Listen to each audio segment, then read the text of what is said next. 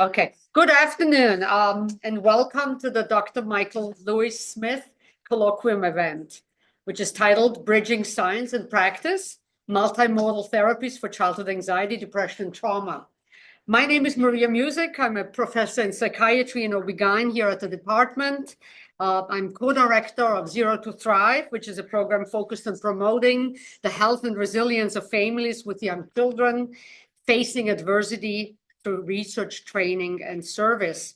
I'm also the 2022 recipient of the Michael Lewis Smith Scholars Award for my work on perinatal depression. The award also includes hosting this colloquium, and so today I will be the MC for this event. But before I introduce the event and the speakers, I would like to take a moment and talk a bit about Michael Lewis Scholars Award and Colloquium.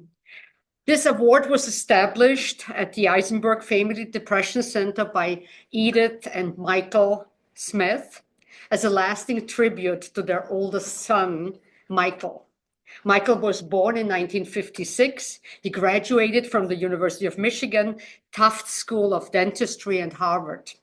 He excelled in the classroom, was highly accomplished, and liked to also be on his boat fishing. He also suffered from depression, which took his life at the age of 30. The Smith families set this award and colloquium as a legacy to Michael to support innovative clinical research and work to improve the care of those struggling with depression and other related illnesses, and to work on stigma reduction and upstream prevention. The first recipient of this award was awarded in 2021, Riggs Warren. In 2022, as I said myself, in 23, Cindy Ewell Foster, and in 24, Adrian Lapidos. The 23 and 24 awards are kind of colloquia will be upcoming, so stay tuned. The 21 award talk is uploaded on the University of Michigan Depression's webpage if you want to watch it. So again, thank you to the Smith family for support and advocacy on mental health issues, including research, stigma reduction, and upstream prevention. With this, I would like to transition to today's award and event, Bridging Science and Practice. So we chose this theme, and as you see, we have a lineup of excellent presenters to exactly highlight this, how it's something that we all believe, and I believe in so deeply. How do you take the best science, the best evidence, and make it patient, family, consumer friendly, and relevant? And how do we bang on the long traditions of therapy we have gathered over decades and use them depending on family need, diagnosis, developmental age, and preference of the patient and the family, both to prevent and treat human suffering? So with that said, you will see a lineup of presenters who will showcase how to bridge science to practice. I will introduce all the speakers now back to back so that we have a smoother transition then. So I'll start with our Kate Fitzgerald. She used to be a Michigander. Now she's the Ruane Professor of Child and Adolescent Psychiatry at Columbia University College of Physicians and Surgeons. And she's the research director of the Children's Day Unit at the New York State Psychiatric Institute. She has clinical and research expertise in pediatric OCD and anxiety. Her research looks at the neural substrates for cognitive control in OCD and anxiety disorders. And she combines fMRI and EEG and clinical trials methodology to understand and how the brain gets better with treatment. She's currently testing a very cool intervention. We just learned about it, a video game-like program to boost cognitive control and improve responses to cognitive behavioral therapy in pediatric OCD. Kate is an amazing clinician, motivated to find new ways how to prevent and treat these illnesses. And she will bring today to us brain science in this pediatric OCD anxiety space and how to make science relevant for our practice. Thank you, Kate. And she's also an amazing friend, and we miss you dearly here. I move on to Ellen McGuinness, who is a clinical psychologist and an assistant professor in the Department of Social Science and Health Policy in the Division of Public Health Sciences at Wake Forest School of Medicine. And she also has a secondary appointment in pediatrics. She's in North Carolina. Ellen is very dear to us here in Michigan because she has joined us already when she was in babyhood. In 2009, she was a research assistant with our lab, back then Macy and then later Zero to Thrive. And she did her graduate studies here in psychiatry and worked with many of you, including Kate and Kate and myself and others, Nestor Lopez and others. And she then left for Vermont and then now North Carolina, but she never left the family. You're part of us. Her work centers on early childhood mental health assessment and intervention, and she grapples with how to translate the science to the consumer, the patient, the family, and pediatrician. She will tell us the story of developing digital tools to support pediatric primary care and the families through user-centered designs, how to engage key stakeholders, to iteratively refine digital tools to meet the needs for both the patient, the family, and the health systems. Thanks for coming back, Ellen. Finally, I want to introduce Kate Rosenblum. Kate is still back home. She's with us at home. She luckily didn't leave us yet, and hopefully never will. She's a clinical and developmental psychologist and professor in the departments of psychiatry, pediatrics, and OB-GYN here at Michigan Medicine. She's co-director of Zero to Thrive. She's an expert in infancy, early childhood mental health, parent mental health, and parent-child relational health and treatments. She directs the Infancy and Early Childhood Clinic you will hear about today, which is a multidisciplinary team serving children under the age of 6, referred to our psychiatry here. She's a state trainer in child-parent psychotherapy, which you will hear about as well, which is a trauma-focused psychotherapy intervention for young children. She was on the board of the International Alliance for the Advancement of Infant Mental Health, and led a multi-site intervention evaluation on infant mental health, home visiting here in the state of Michigan. Kate is also co-developer of the Strong Roots curricula, including Mom Power, which is an evidence-based intervention, which you will hear about. And Kate will take us on another journey, a journey, how do we integrate the decades of clinical evidence and wisdom, and actually what we do here, all our wonderful social workers and clinicians. How do we take it from infant and child psychology and therapy and bring play back to the work with young children and their families? I think, and I hope, that you will enjoy this journey today and this event. For the logistics, we will have a couple minutes after each talk, so they will go back to back. We have a couple minutes for Q&As. Then we have a coffee break after the second talk. And then we come back. And at the end, there's a panel discussion, Q&A, where you can ask your questions. And hopefully you will leave here joyous with a lot of new inspirations and have enjoyed the event. So with that, without further ado, Kate, please take it from here. Hey, let me see if I guess there were some. Here we are again. Thank you for the lovely introduction, Maria. Really delighted to be here, and I appreciate the reunion invitation to come back. I'm going to be talking to everyone about cognitive control targets for treating pediatric anxiety disorders and also slipped in OCD. So something a little extra there. And where I kind of wanted to start is something we all know as clinicians is that among the different youth types of psychopathology, it's anxiety that tends to start the earliest. Additionally, early childhood anxiety often predicts worsening trajectories, not only worse anxiety, but progression to depression, substance abuse, and even suicide. So I see early anxiety and treatment of early anxiety really as an opportunity for intervention. So how can we help? What are the evidence-based treatments for pediatric anxiety disorders and also OCD? We know from multi-center trials that a combination of cognitive behavior therapy using exposure as well as selective serotonin reuptake inhibitors tend to work best, but they certainly don't work for everybody. And many families prefer, even though that combination works the best of all, prefer CBT only. They're worried about having their little brains of their children exposed to medication.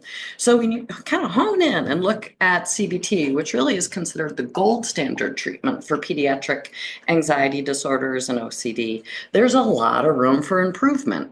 You see here from these studies that in OCD, as many as 60% fail to respond. In anxiety, as many as 40%. And that may even be lower rates when you talk about very young children who may have lower levels of this cognitive control that I'm going to talk more about that helps them engage with treatment. So when CBT does work, how does it work? We know that anxiety and OCD, or we conceptualize them, are sort of a vicious cycle where somebody might get an intrusive thought, an obsession, or a worry, and it causes distress. And to reduce that distress, the anxiety disorder will make them want to compulse, like fix whatever the obsession concern was, or avoid. I'm just going to stay away from, that social setting or that test I have to take. That immediately reduces the distress, but in the long run, it reinforces that was really something to worry about in the first place. So what does CBT do? There's a variety of theories, but we have kind of taken the top-down model, thinking that, to feel the fear and do it anyway in the context of exposure, this requires cognitive control. And it's that doing it anyways, approaching a feared stimulus that's thought to be the active ingredient of CBT, allowing the fear to habituate and learn that bad outcomes don't occur. So where does cognitive control come from? Many moons ago now, I think this is probably, I look at it, 2000, so 25 years ago, a colleague here at University of Michigan, Bill Gearing, helped to discover something called the error-related negativity, which is a brain marker of cognitive control that's measured using EEG. So this error-related negativity occurs about 50 milliseconds fast after you make a mistake on, just a cognitive task, nothing even eliciting specifically OCD symptoms or anxiety, and is thought to index kind of error detection.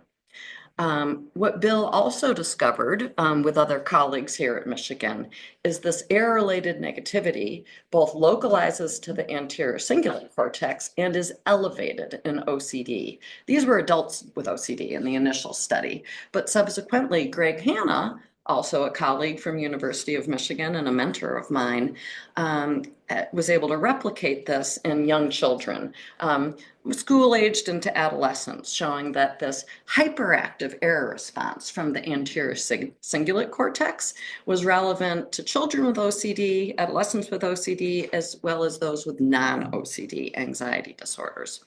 So what might this mean? If the brain is hyperactively detecting an error in OCD or anxiety, could this be, I think initially people thought it might be sort of an oh no response, like a bigger effective response to making a mistake. It's going to be really, really bad. But on the flip side, it could also be an adaptive response. A bigger error detection might be exactly what you need to know, okay, I got a signal to some other part of my brain and go on and adjust my behavior. You know, this social setting going into school, it ain't going to be the end of the world. I can do this. And instead of obeying my fear, avoidance, I'm going to go on into school. We've also, over the last decades, learned, it kind of in parallel with research on this ERN, that it's not just the anterior cingulate and error detection that's involved in cognitive control. It's really a broad construct, and many people think of it broadly as executive function. So this could be things like response inhibition, inhibiting a prepotent response. It could be selective attention. It could be even working memory. It's that prefrontal cortical brain muscle for cognitive effort. And what neuroimaging, so functional MRI research, has shown that whether at rest or during a cognitive control demanding task, there are three sort of universal brain networks. You have them, I have them, we all have them, that mediate these when you're doing a hard thing, cognitive control. Those include the cingulo-opercular network, which includes that anterior cingulate that I talked about with the error detection, as well as another brain region, anterior insula. It also includes the frontal parietal network, which is the network including dorsolateral prefrontal cortex and parietal cortex, thought to sort of implement adaptive control. So perhaps you have that CON, that cingulo-opercular network, detecting the mistake, and it's signaling for this other network, the frontal parietal network, to adapt your behavior. These networks co-activate and are tightly connected together in health and interact reciprocally with the default mode network, which kind of just comes online when your mind is wandering, not doing anything hard, not doing any cognitive task. So knowing that the ERN was linked to OCD and anxiety disorders in youth, and knowing that error detection from that ACC is a part of this broader process, cognitive control, we asked, does tripartite brain network, these three networks, the CON, the FPN, and the DMN, do they change? Are they involved in some way with treatment for anxiety and OCD? So you might ask, why care? Just develop me a better treatment. I want to make my patients healthier. Well, a challenge is people have spent years trying to develop CBT, and we're still only getting 50 to 60% response. So perhaps a brain-targeted treatment, which you might discover with using fMRI, using EEG, could lead to better outcomes. So that's why care. So how might you find out? I kind of already mentioned. What we've done, anyhow, is to measure the brain pre and post interventions, CBT, innovative intervention that I designed with Kate and Jason and Maria that I'll talk about, before and after the treatment, but especially compared to an active control therapy. So why is that important? This would control for non-specific effects of being in the study, meeting weekly with a therapist, things like that, but exclude kind of what we think might be the active element of treatment that should push cognitive control around. Additionally, to isolating the specific effects of an active treatment, whether it's CBT, for example, it might also identify treatment general change, so across a more active and a less active treatment. So now I'm going to talk to you for the rest of the time about kind of three bits of work. The first work is looking at an EEG study in clinically anxious preschoolers. And you see here it was done with my friends Jason Moser, Kate Rosenblum, and Maria Music. And with this study, we asked the question, can cognitive control be trained to reduce anxiety in little kids? From here, I'm going to move on just to kind of foreshadow into fMRI studies of more anxiety disorders, a little bit older, and then finally fMRI studies in OCD. So with this particular study in the anxious preschoolers, we were taking a model that I kind of almost might have led you to infer from that vicious cycle of CBT, what CBT is trying to break. This model of the anxious brain that suggests it's hypersensitivity to fear, but also potentially deficits of cognitive control. And these two things interacting together, which may drive anxiety. So whereas exposure is really targeting, can I push down that fear? Can I get somebody over and over and over again to do expose themselves to a feared thing and find out that nothing bad happens? Push down the fear. I just mentioned it's hard for people to do. Many of them don't respond. So perhaps another approach could be sort of a top-down situation where you're training cognitive control. Push cognitive control up, and could that generalize to even situations that are anxiety-provoking? So a tidbit that I wanted to share here that I actually stole from Dr. Moser's slides, I just confessed this to him, is an important wrinkle when you're talking about that error-related negativity, that anterior cingulate cortex response or detection of an error.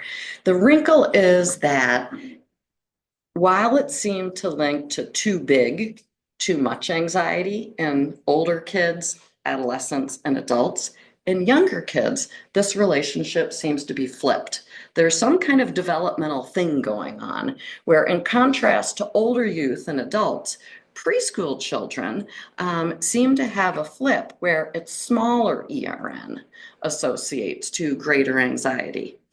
It's known that that ERN, as well as cognitive control, develop gradually over the course of childhood and adolescence. So perhaps that maps onto this different relationship.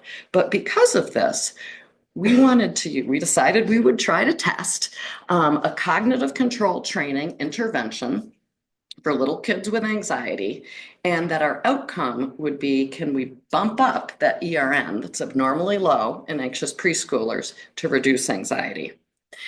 So to do this, we designed sort of a camp-like intervention, and that camp was called Kid Power.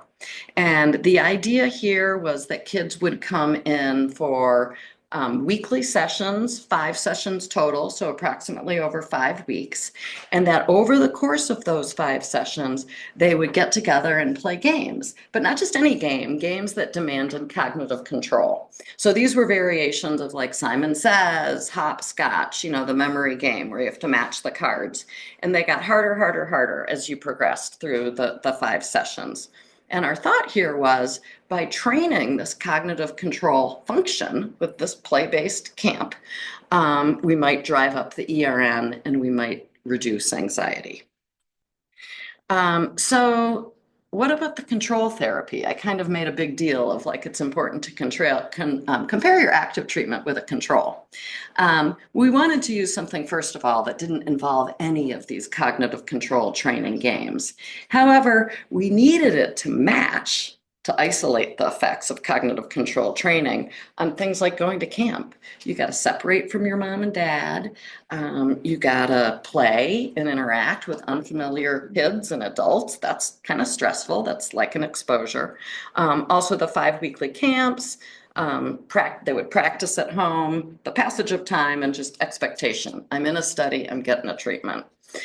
So for the control therapy, we use something at brilliant Kate Rosenblum's suggestion called child-led play. I think this was you. And you may all know child-led play. This is a evidence-based component of parent-child interaction therapy. It's also called special time. So you can see here dad's mimicking what his child's doing in the picture. And so while it's not directed at cognitive control, it is something you can play with a camp counselor at camp and practice at home with children. So here's our Kid Power kids. We had 32 randomized to the Kid Power condition, 31 to the child-led play. The kids were 4 to 6 years of age. And despite our randomization, it wasn't totally effective. We saw females were a little bit higher in that Kid Power active condition as compared to the child-led play. And we also found that the anxiety level, as measured by the Spence preschool anxiety scale, PAS, was higher in the kid power group. So this was not expected. This kind of was a little bit of a oops, and not that we made the mistake, but the randomization just didn't work. So I want you to know that we're controlling for these differences in our analyses. So here's the surprise. We thought, oh, and maybe it shouldn't be a surprise. We're going to get like this anxiety reduction in the cognitive training kid power. Maybe we aren't going to see it, or at least see it as much in the child-led play. Well, kids in both groups did great. Anxiety disorders largely remitted across the two treatments. And you see here a continuous measure, that anxiety scale, decreasing from pre to post. And then there's the 5 sessions of camp in between. Additionally, both camps reduced the error-related negativity. So even though we were targeting this ERN, as you heard, with the cognitive control training, it seems like that child-led play was doing something too. If you looked at the relationship between decreasing ERN and decreasing anxiety from pre to post camp, you also saw that the relationship existed in both groups. And remember, this is opposite of what we predicted. We thought we'd drive up that ERN. In fact, in both conditions, we drove it down, and also driving it down associated to decreasing anxiety. So even though we got kind of a treatment general effect, in theory, this is still very important because this gives us an idea of which way does the ERN need to go if you think of it as an intermediate marker for developing a new intervention. So that part was exciting. So I mentioned the surprise result. What does decreasing ERN with decreasing anxiety mean? Could it be, we don't know, right? That you're decreasing this excessive response to errors, sort of an emotional hyperactivity, but it could also mean more efficient signaling for adaptive control. You don't need as much to adapt your behaviors. So our next steps would be to look at a scale we've collected, the error sensitivity index, to see if we can get a better sense of how much affect for errors across these kids, as well as another brain measure called the interchannel phase synchrony, which measures a different, one of those frontal parietal network nodes, to look at it in conjunction with that ACC index, anterior cingulate cortex, indexing ERN. So basically, how do these two networks with EEG interact together? The cingulopercular and the frontal parietal network, and then look at moderation by fear measured on a behavioral task. And then in future work, potentially combine kid power and child-led play. So this is something, Kate, we'd love to talk to you about. So next I'm going to pivot. You heard about kind of some EEG measures of cognitive control, that at least this error-related negativity decreased with decreasing anxiety in preschoolers. But what happens when, instead of looking at some novel cognitive control training intervention, you're actually looking at gold standard CBT? Does gold standard CBT change the brain? And does it in these cognitive control regions? So one thing that kind of maybe argues against this is that multiple people have looked at the error-related negativity, the ERN, and index of cognitive control, and found no change pre to post CBT. However, we do know or believe that cognitive control is needed to engage with exposure. And additionally, even outside of exposure in CBT, there have been accumulating work showing that cognitive control training decreases anxiety severity. Additionally, there is emerging work, there's not a ton of it, that shows that CBT modifies this tripartite network engagement, how much it activates.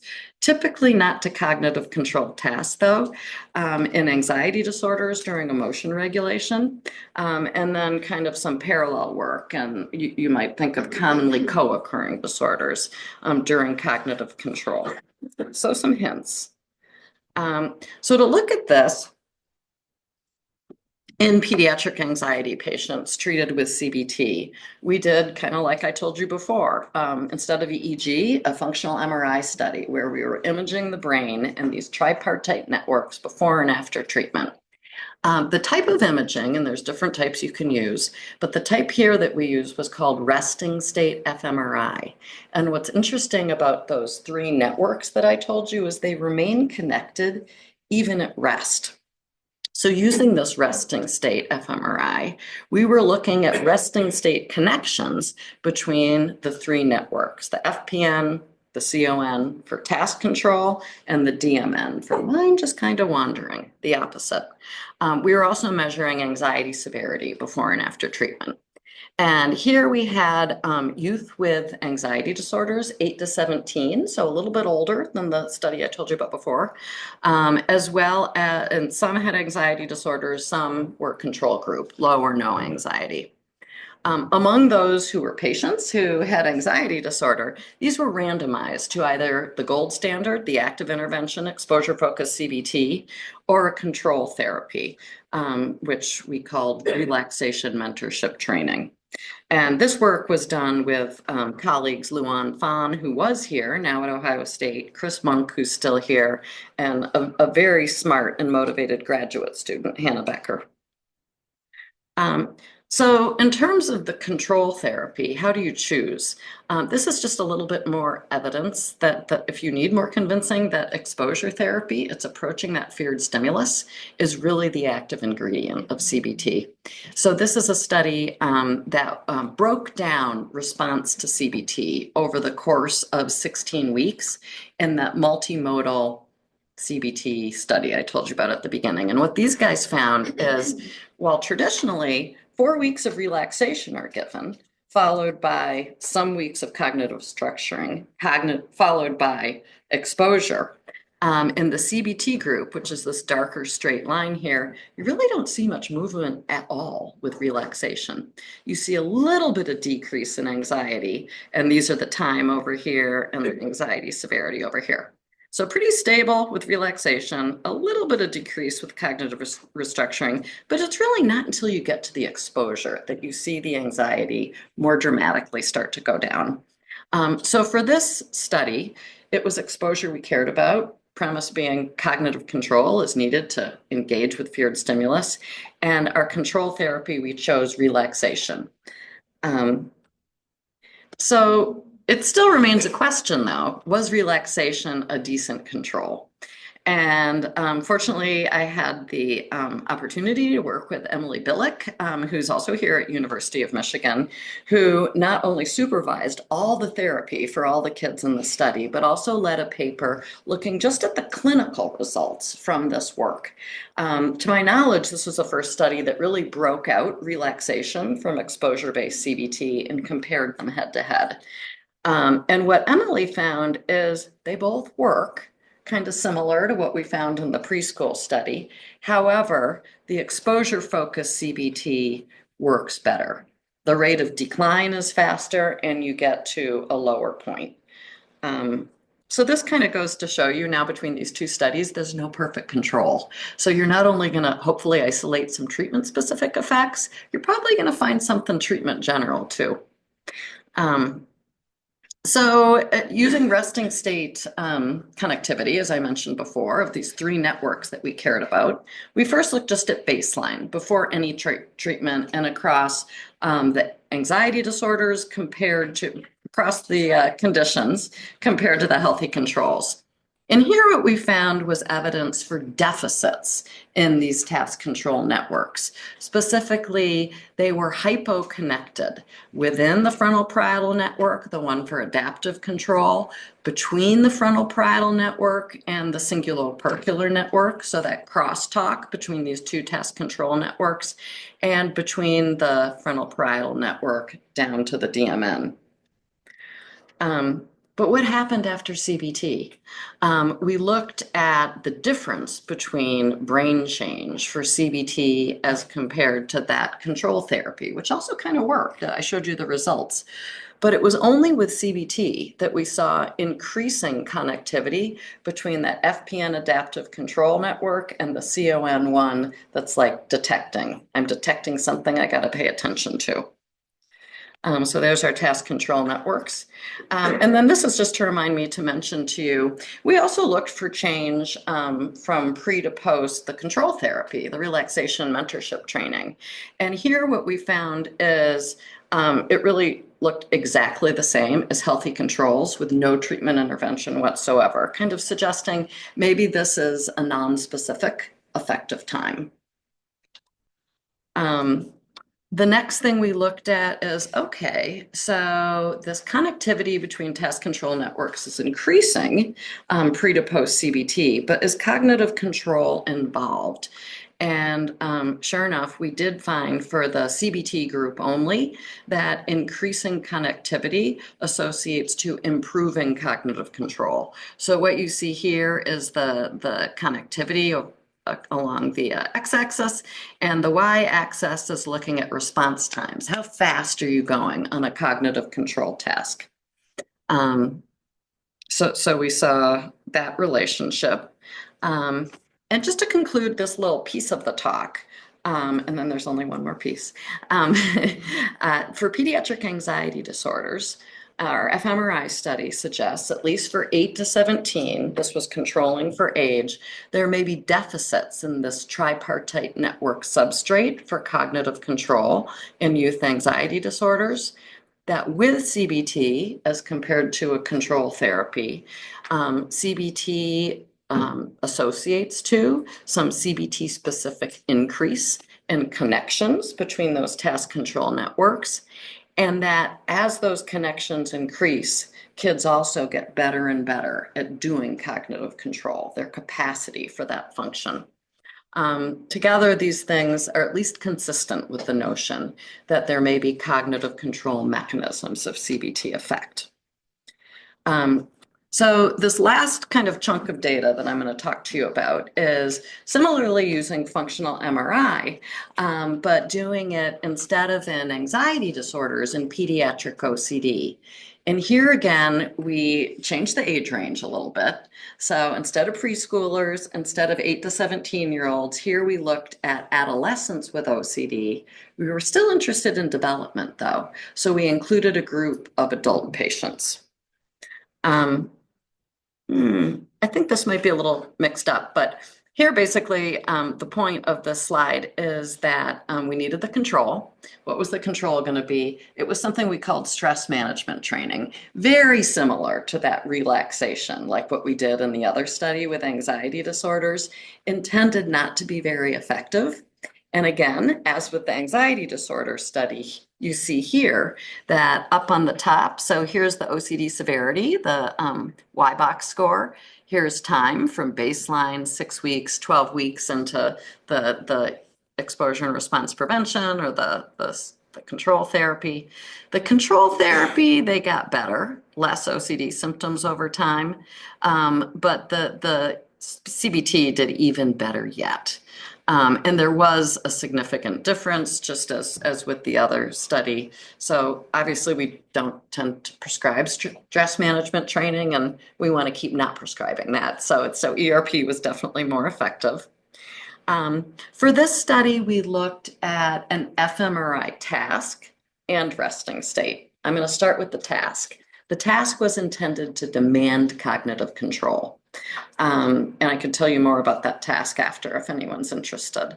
But what we found here in youth and adults randomized to the exposure and response prevention or the control therapy, that there were ERP-specific changes with anterior cingulate cortex activation or engagement when patients were doing the hard thing, the cognitive control task. And this, before treatment, predicted better ERP response. I mentioned it was CBT or ERP specific, but it was the same across age groups. And that was done by Luke Norman, who was a postdoc here and is now a research scientist at NIH. We also looked at that resting state, the idea of how do these task control and default mode networks cling together at rest? How are they connected? And for this, in addition to looking at our same 3 tripartite networks, we also included subcortical regions as possible to connect to, based on previous work showing an interruption or an alteration of cortical subcortical circuits for cognitive control in OCD. And this work was done by Stephanie Russman-Black, who's here now as assistant professor. And so with this study, Stephanie found both ERP-specific but also treatment general predictors. The ERP-specific predictors were only 1. We ended up with, of all those FPN regions and all those subcortical regions, 190 possible connections, but only 1 of them predicted ERP response. So if you had hyperconnectivity between this default mode network node, that was the one I told you, mine just kind of wandering, an area called the ventral medial prefrontal cortex, also known to mediate affect, emotion. If you had hyperconnectivity within this DMN-based affective loop to subcortical regions, or rather, then you had worse OCD response. So what you're seeing here is you did better response to ERP if you had less connectivity in this affective loop. We also saw treatment general predictors. And here they were really related to those kind of task positive or task control networks, the old FPN and CON. What we found was across ages, if you had better connectivity, greater connectivity between these networks, within these networks, and between these networks and subcortex, you responded better. We saw some developmentally specific changes, which I'm not going to belabor too much. General point is, though, that across both treatments, greater connectivity, both between task control networks and subcortical nodes predicted better response. So this is the predictors slide. And for the sake of we probably have time. We found ERP-specific predictors for the cognitive control task, ERP-specific and treatment general predictors for the connectivity, all of which kind of pointed to, it looks like cognitive control, more of it, may be helpful with CBT. But what about change? So that was kind of the holy grail for this study, as we wanted, as we did with anxiety disorder study, what changes in the brain as OCD symptoms decrease, not just what predicts. And that we found very challenging initially with the traditional analytic methods that we were using. It seems to be that using averages, which is typical for fMRI, may throw the baby out with the bathwater. You're throwing out noise that's actually important to predicting effect. So for this study, we used to account for individual heterogeneity between connections and brain regions. We looked at connectivity using a model called, or an analysis type called group iterative multi-modal estimation.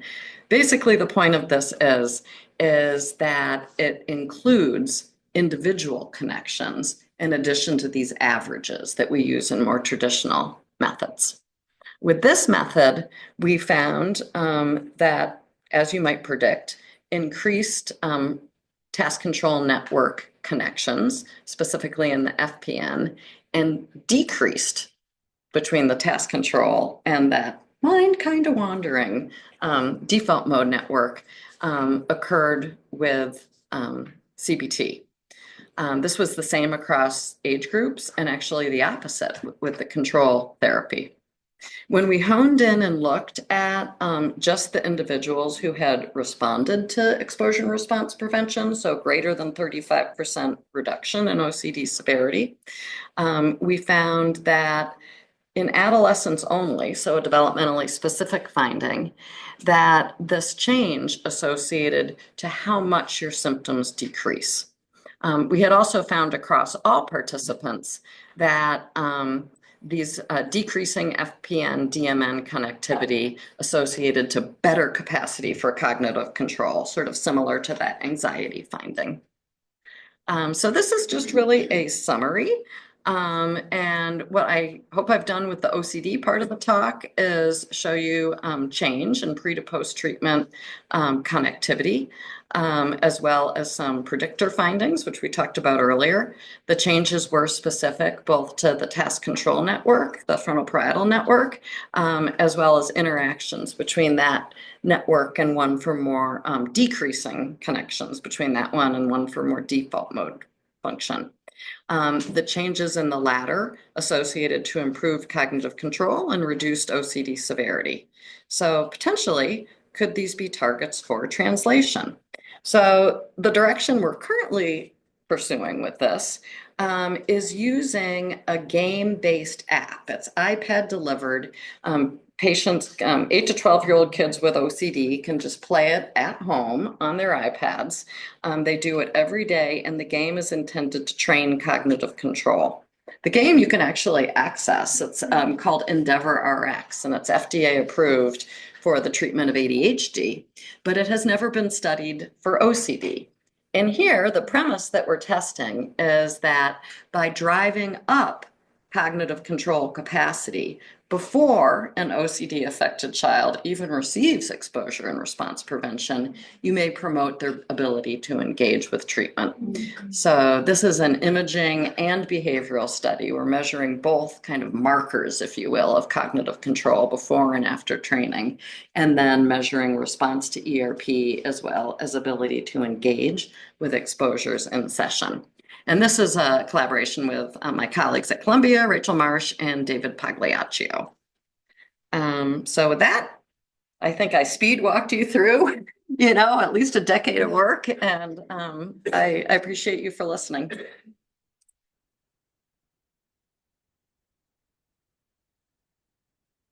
Well, thank you all for being here and keeping engaged after that wonderful talk by Kate. It is just so exciting and it's just an honor to be here, especially with my mentors, Kate and Maria, who took me in when I was a little baby college graduate student. So just wild to be back here presenting to all of you. So yes, I'm a assistant professor at Wake Forest University School of Medicine. And today I'll be talking about the research that directly led to a company that I co-founded as a kind of academic spin-off, and that soft launch just a couple months ago. I've not gained any profits from this company, but as I'll talk about it today, and I really have come to believe that entrepreneurship is a wonderful way to get what we do as researchers into the hands of patients quickly, or at least more quickly than maybe just academics, things like hiring graphic designers so people actually want to use what we have to produce. So, and this is being managed by the Wake Forest University. So in grad school, right here in Ann Arbor, go blue, I was first learning how to be a therapist. And I remember one mom came in to see me with her 6-year-old son. And she herself was managing pretty severe depression, and she wanted to know if her son also had depression. And so, as many of you know, the way to assess a young child for depression is to ask the caregivers and give them surveys, standardized surveys, and then give the child a diagnosis or not. But as you can imagine, it was really challenging to separate mom's worries about her son with her worries in general. So in the research world, psychologists have come up with some great solutions to this. But it hadn't really made its way into clinical work yet at that time. In research, we purposely stress kids out by giving them standardized behavioral tasks in session or videotaping those. And things like telling a story and saying that it'll be judged based on how interesting it is, or walking into a dark room, right? And then we watch videos of this child and behaviorally code them. And we compare how fearful their behavior is to how fearful their behavior should be in a typical developing child. And the problem is that each lab with these behavioral coding manuals has their own manual. I've been trained in like 3 to 5 different coding manuals, and it takes a lot of training and to get reliable. I did this as part of my dissertation with all these folks, and it took like 3 years and an army of undergraduate students to help me code, 80 videotapes. So there's problems with costs and training. And as a therapist, as a budding therapist, I began to specialize in seeing young children and their parents. And I felt like I was left with these inadequate assessments. And then also in my research, I was stuck coding videotapes in like a dark room for hours and hours. So, for kind of these selfish reasons, as a therapist and a researcher, I really wanted to find a different way forward. And, luckily the literature backs me up on these things. So when you ask a parent, and this is what this figure is showing, does your child have an emotional or behavioral problem and they need help? For children who have a diagnosis, many children are missed if you just ask the parent. So you can see for anxiety here that only 38% of parents of a child with an anxiety diagnosis believe their child has a problem and needs help. And then for something more observable, say ADHD, you can see that I think even 25% of kids with ADHD are missed if you ask the parent only. And then on the other side, you get this subsample of parents with significant psychological impairment themselves who tend to over-report problems. And so this is for children who have been assessed and do not have a diagnosis. Parents with psychological impairment themselves are 8 times more likely to say, my child has a problem and needs help. So there can be biases in both directions, kind of unintentionally not observing it and kind of over-reporting.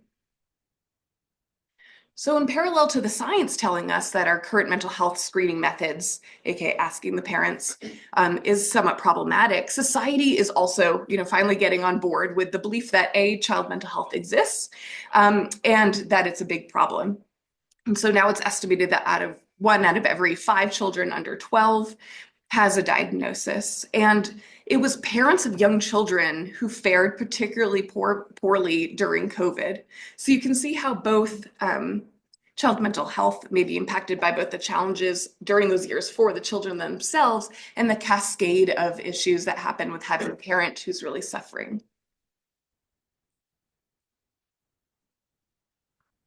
So in 2022, it was, let's skip one. In 2022, there was a new requirement to screen children over 12, so teenagers, for depression, usually in the form of 2 questions from the PHQ during primary care. And this was recommended because self-report for teenagers is very reliable and accurate in that age group. At the same time, it was recommended but not required for children under 12 for universal screening in primary care for mental health.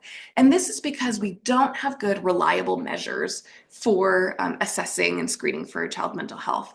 Asking a young child is not necessarily reliable, and then we know the issues with asking parents alone.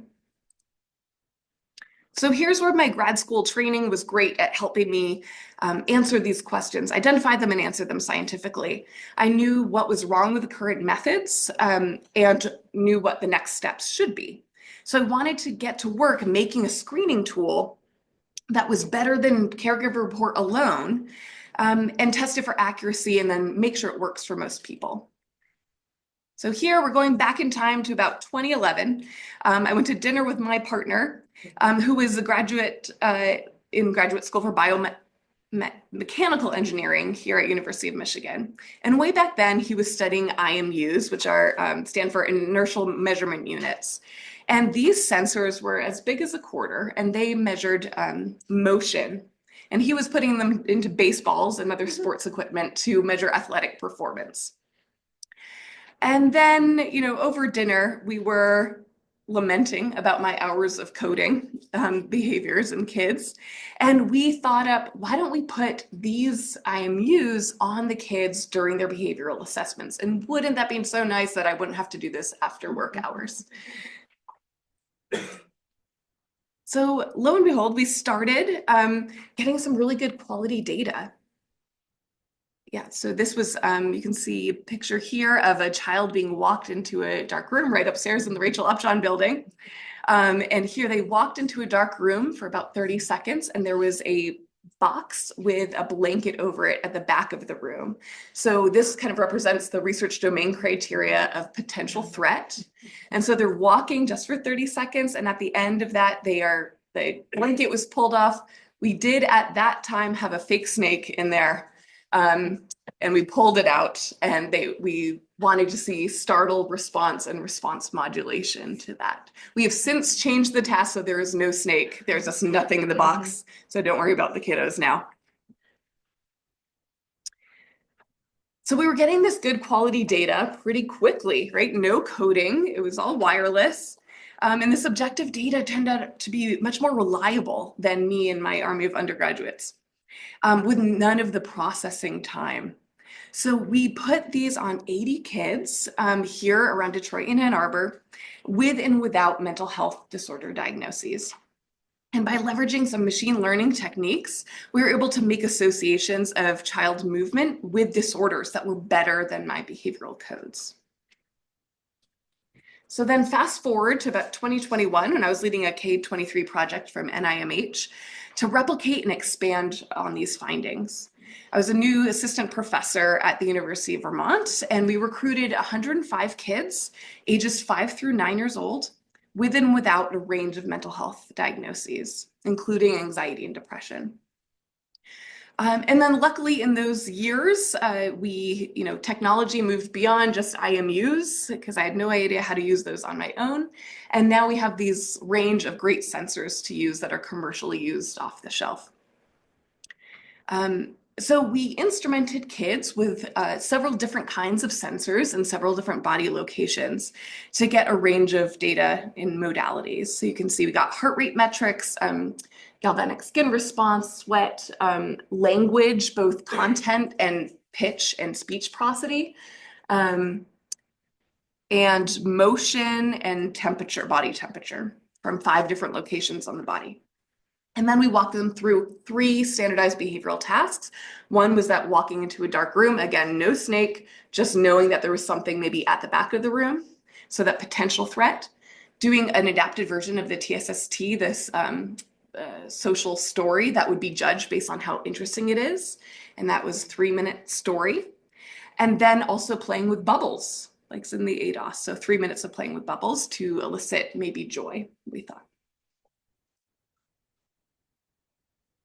And with this young population in mind, we had to be really thoughtful about implementation.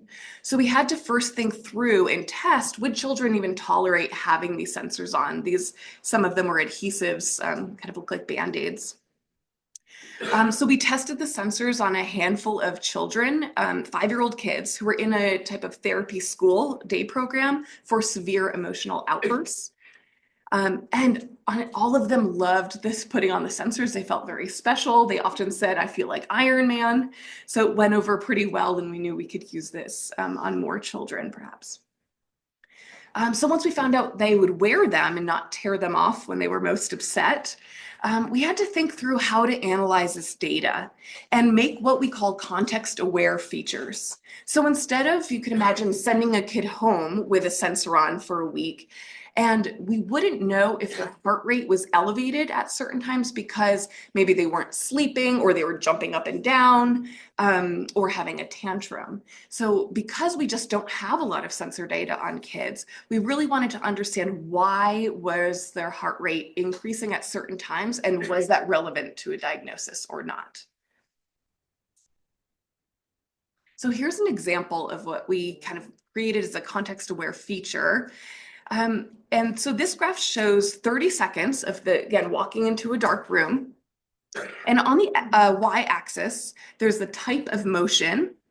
And on the x-axis is time, those 30 seconds. And the type of motion we were measuring with the sensor was turning angle. So this is turning, how much they were turning side to side. You could think about like either looking around the room or avoiding what was in a box in the back of the room. And here you can see the group of kids with a diagnosed anxiety disorder had very little to no turning back and forth. We could assume or interpret that as kind of staring straight at this box, right? And that potential anticipatory threat being really high. Then you have kids with no diagnosis, the black line here, that are kind of in the middle. And then children with anxiety, but also ADHD, they were moving all around. They were just checking out the room, right? So here is an example. If we take just maybe the last 20 seconds, that can be a feature that really differentiates or may differentiate based on child diagnosis. And so that's an example, and we took hundreds of these types of features. We looked at this data for 18 months because, as you can see, we have a lot of different modalities, and it's only 7 minutes of data, but those you can get really different information from there. So then we wanted to know which context-aware features help predict which diagnosis the most using all these 7 full minutes of data. And also we wanted to know which sensors, which locations on the body, so we don't have to overburden kids with putting all these sensors on all the time. And it's a bit hard to see, but this top figure represents, we were looking at the top models, leveraging those machine learning techniques, predicting to specific diagnoses, internalizing, so anxiety/depression, any diagnosis, depression, anxiety, and ADHD all represented there. And the blue was actually looking at motion data. So you can see motion data kind of across all the diagnoses was really important. And again, that also makes sense because we had the most motion data from all of the sensors as well. Pink, you can see up there, is cardio. So that's the heart rate metrics from different features. And so you can get an idea of what is most important. And then on the bottom figure, you can see this is by task, because what might be true in a clinic, if we ever wanted to do this clinically, is they don't have an extra space, maybe even primary care. We can't just get a novel dark room that's not being used. So what would happen if we didn't have any data from that? Or what if they don't want to have a bubble machine that gets bubble juice everywhere, which is totally understandable, right? What would it look like if we took that data out? So we just want to be prepared when talking and interviewing with pediatricians and clinic directors, what might be plausible here. And this figure of this cute kid on the other side here kind of shows our conclusions of, okay, it's really the biggest bang for your buck here is features from the speech task, those 3 minutes of telling a story, from the modalities, from the devices on the chest, the forearm, and the wrist, from temperature, galvanic skin response, heart metrics, and motion. And so far we're finding some pretty great results that seem more accurate than asking the parent alone. So here in the green bars, that's a clinical diagnostic interview, the case ads that was done for about 90 minutes with a psychologist to get the clinical diagnosis of the child. So that's our gold standard. Then you can see in the pink bars, that's from the CBCL, so a survey for parents alone, how many kids would be detected. And then purple bars, which are our objective motion sensor data, those are looking better than parent alone. And we're finding it's really orthogonal, unique data from the parent report and our objective sensors. So we believe that putting those together could get us really, hopefully, a lot closer to clinical diagnostics.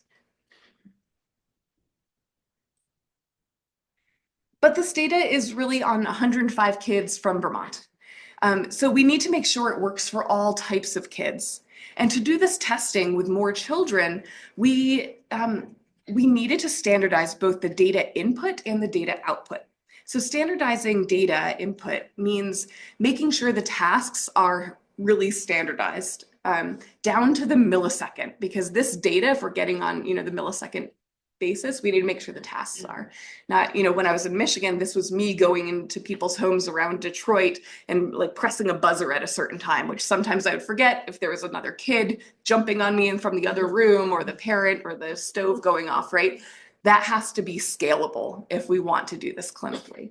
So we worked with the Center for Healthcare Innovation at the Wake Forest University School of Medicine to build an app and use the onboard sensors on a smartphone, because it already has an accelerometer and a microphone, so we can get a lot of data from that. And if you think about implementation to potentially rural small clinics, they might not be able to afford sensors for kids, but they probably have the smartphone lying around, especially if it's reusable for every single kid.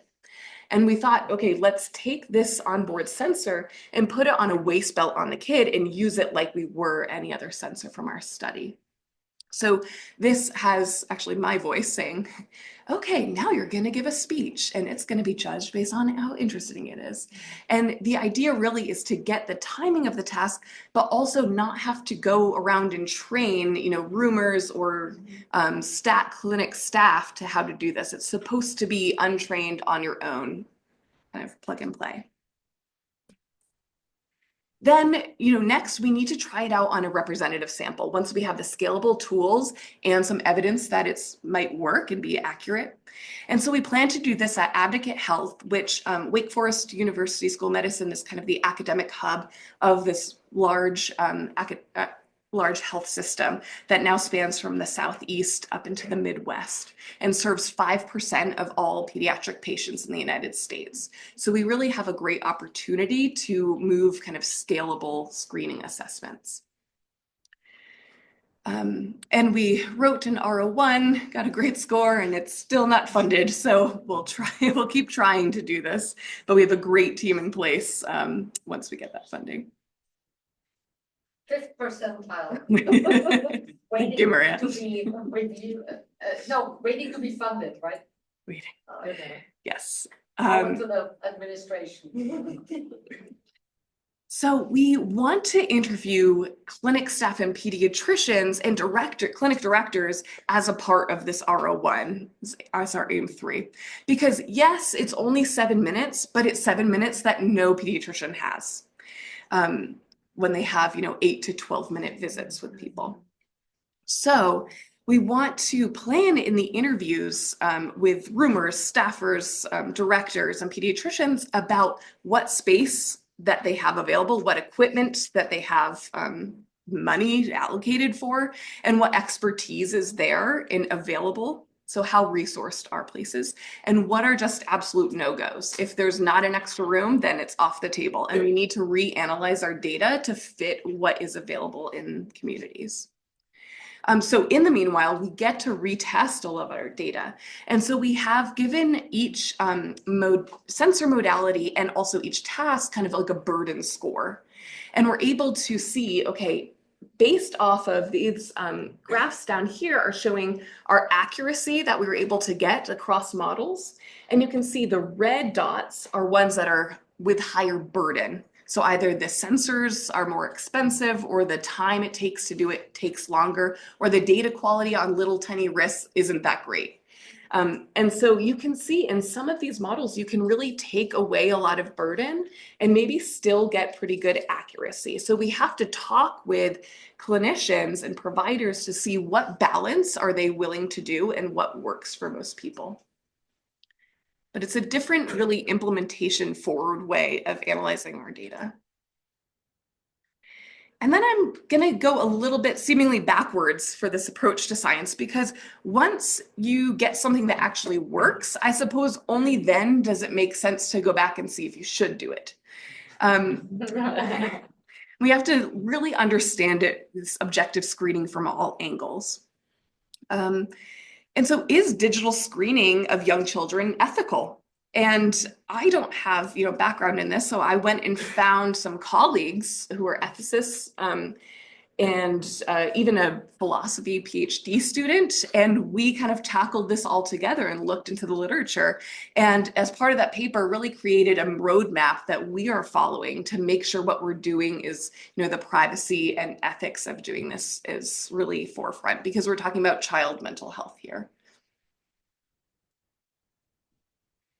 But it does beg this big statement that, pediatricians and reviewer 3 loves to tell me is that I won't screen without an intervention. So this makes so much sense and is, I'm not trying to push back on it, but it feels uncomfortable as a pediatrician if a child screens high for anxiety and then I have nothing to offer them. And what is that like sitting there with this family and not having, especially in rural or under-resourced areas, like you have anxiety, goodbye, go home.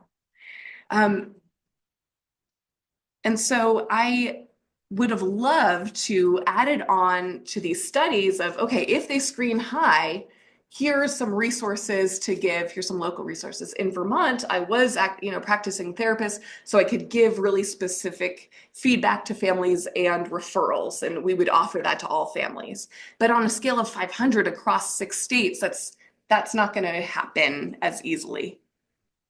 And so as I was looking for kind of scalable referral options, I was kind of running out of hope.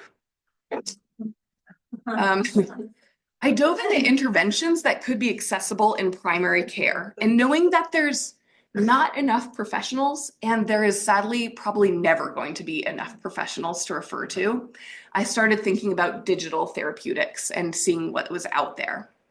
And what makes this even trickier is that I think families that might get this referral aren't necessarily treatment-seeking families. They might be hearing anxiety, the word anxiety, for the first time ever, if this is truly going to be universal screening in primary care. And so these families might have never even Googled what is child anxiety before. So we really need to think about when we give them referrals, meeting them where they're at in their kind of mental health literacy as well as physically.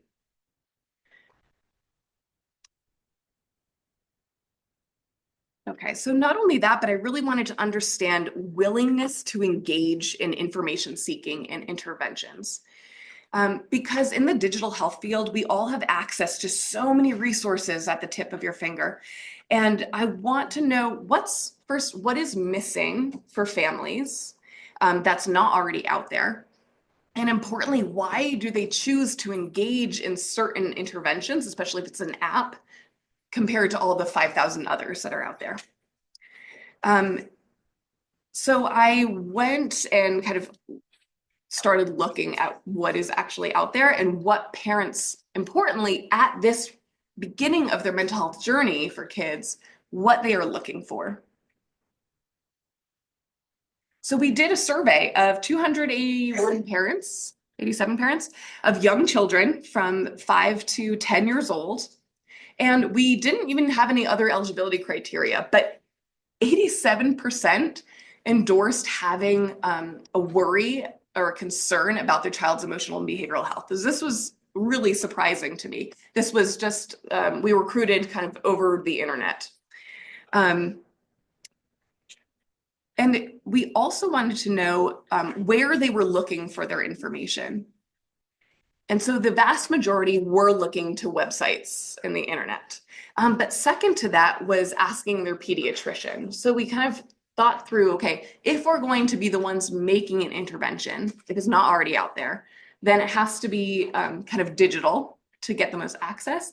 And then maybe it's the pediatrician that's going to recommend it, so they'll actually maybe trust it more. Then we wanted to know what content to put on this website that we're currently developing. And then kind of far and away, parents for this age group said, I want an actionable strategy that I can try today. I want to go home and try it on my own. And then kind of second to that was, what is typical versus atypical emotional behavioral, behavior in my developing child? So these are the kind of 2 missions that we went with. So again, my dream would have been to find a beautiful evidence-based and importantly pre-existing intervention to hand to these families. But we did this exhaustive search on the App Store and found that there were over 500 apps with the tag of children for under 12 and mental health.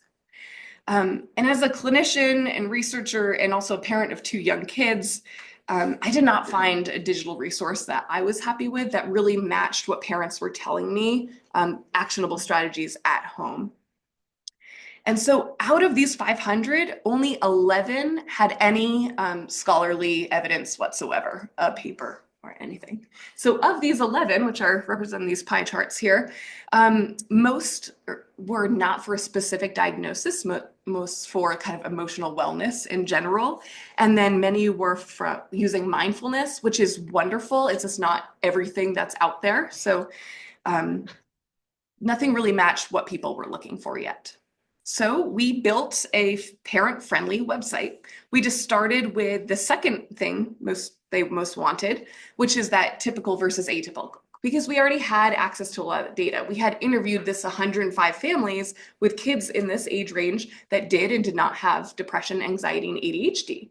So we actually took their quotes and said, okay, for a kid who maybe has elevated or a parent was concerned about anxiety, but it didn't reach a diagnostic level, what was a quote from them describing their kid versus a parent whose kid did have anxiety or depression? And you see we did this kind of for each diagnosis. So that was the psychoeducational piece. And that was especially true. I found that study was done during COVID. So when I would interview families, they would say, I would say, compared to a typically developing child, maybe not in those words, how much anxiety does your kid have? And they're like, I've never seen another kid. I'm not allowed in my child's school for drop off. They don't have soccer practice because it's pandemic. So it's really challenging to know like what is typical behavior anyway. So I think that can be helpful for that reason. So it was a psychoeducational piece. And we wanted to listen to the parents who were asking for these actionable strategies next. So I thought back to my experience as a therapist, and where I would teach parents who come in my office writing a coping strategy, maybe practice it with them and their child, and then have them practice at home. And then you come back the next week and say, how did it go? What worked, what didn't work? And then pivot from there based on their experience. And then I would also recommend books, so that they could read up on even more strategies, or if we couldn't meet for a month. And I remember this one mom saying, okay, you have this book. Can you just tell me what page it's on? Like it was this, it was so relatable because what parent of a young child has time to read a full book?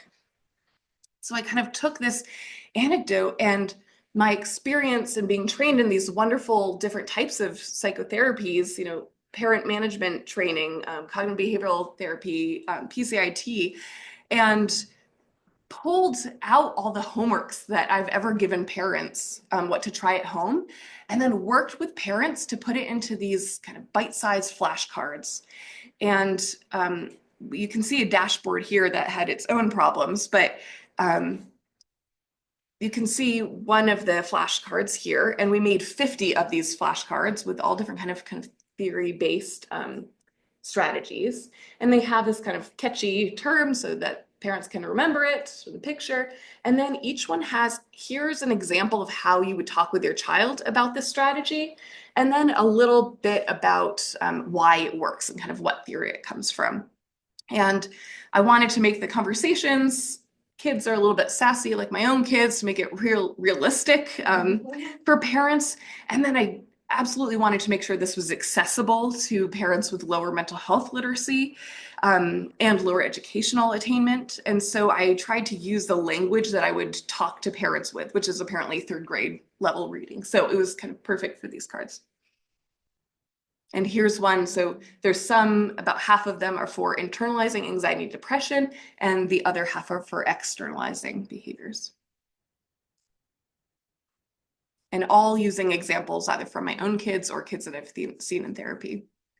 So then, we developed these with talking with parents throughout the process. And once we had enough cards, we wanted to show them to a group of therapists and pediatricians who are currently practicing with very young children. So I think there are 12 pediatricians and 15 therapists about, and most would recommend the cards to their patients at their next visit. And importantly, providers thought the flashcards would be helpful no matter the background of their patient families, which is really important to me. So once we got this feedback, then we went back to parents of young kids. And, our first survey was about, convenient sample with internet savvy parents. So this time I really wanted to make sure that it worked and accessible for kind of lower educational parents. So this was only parents who had not finished a 4-year degree in college, who had kids between the ages of 5 and 10. And there were 31 parents. And overall, they really liked the cards. And then we interviewed people who rated them the highest and who rated them the lowest. And we did about 6 interviews afterward to understand kind of how they imagined using these cards. So this quote was specifically about the typical versus atypical website. And I think it really showed exactly what we were going for, which is they say, this one feels a little bit more personal to my son's age, early childhood and preschool. A lot of things I've read is for like a teen or an adult with ADHD. So that's what really we were trying to get at with that typical atypical website. And then regarding the flashcards, this parent said, this is something that I would print off, laminate, and keep in one of my container areas, like in my homeschool space. So if my son is having a meltdown, I can grab one and remember I would put the visual schedule, which is one of the flashcards, in his bedroom or in the bathroom for him to look at. So we can imagine kind of how this parent would use this card. And then this quote, we learned about how people are thinking of using them, specifically around inviting their kids to look at the flashcards with them together. I think it's something where I would sit down with my son at the computer and we could go through it together. And, we can have a conversation about something that, he thinks he felt like was affecting him, maybe for that older range of kids. And finally, this quote, I think the best one to go anywhere I'm at, like say I'm at the store, my son's having a meltdown because he's not getting the Play-Doh he wants. I want it like a phone app. That'd be very helpful.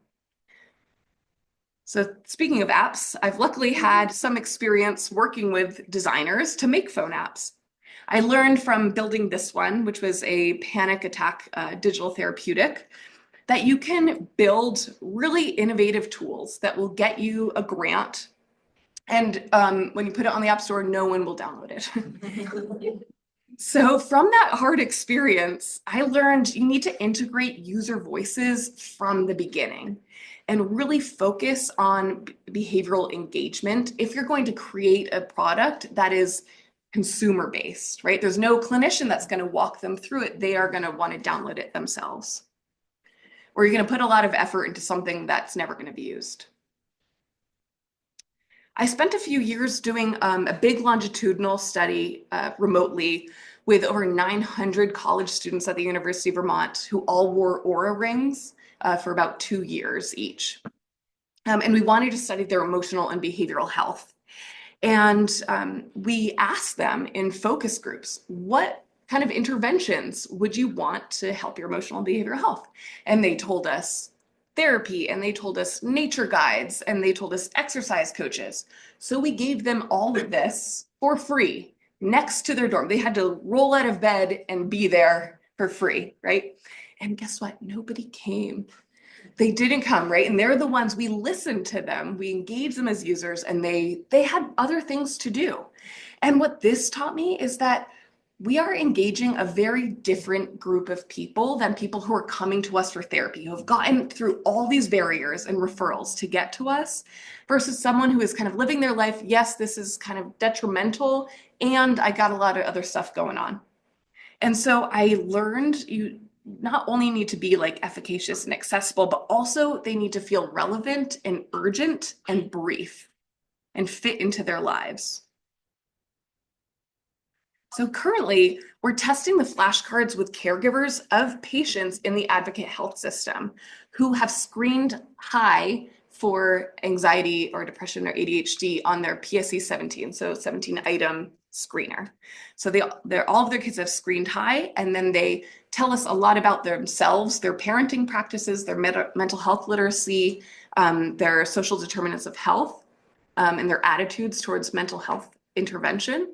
And then we show them each card one by one, and we say, would you be willing to try this at home with your kid today? So really focused on that behavioral engagement, not would you think this would work necessarily. So we have 70 people so far. We just analyzed this, my wonderful graduate student, James O'Connor, just a couple days ago. So it's hot off the presses. But first, it was really interesting. Out of these 71 caregivers, we do have a card that introduces what therapy is and what that looks like for young children. Because we do believe this as a gateway to therapy, right? Introducing these skills. We would love it if all these people got to go into therapy afterward or during. So first of all, of this like real patients who have screened high, there was very high acceptance of therapy and willingness to try that, which was pretty amazing. And I was a little surprised by how high that number was. So 85% were willing to try therapy.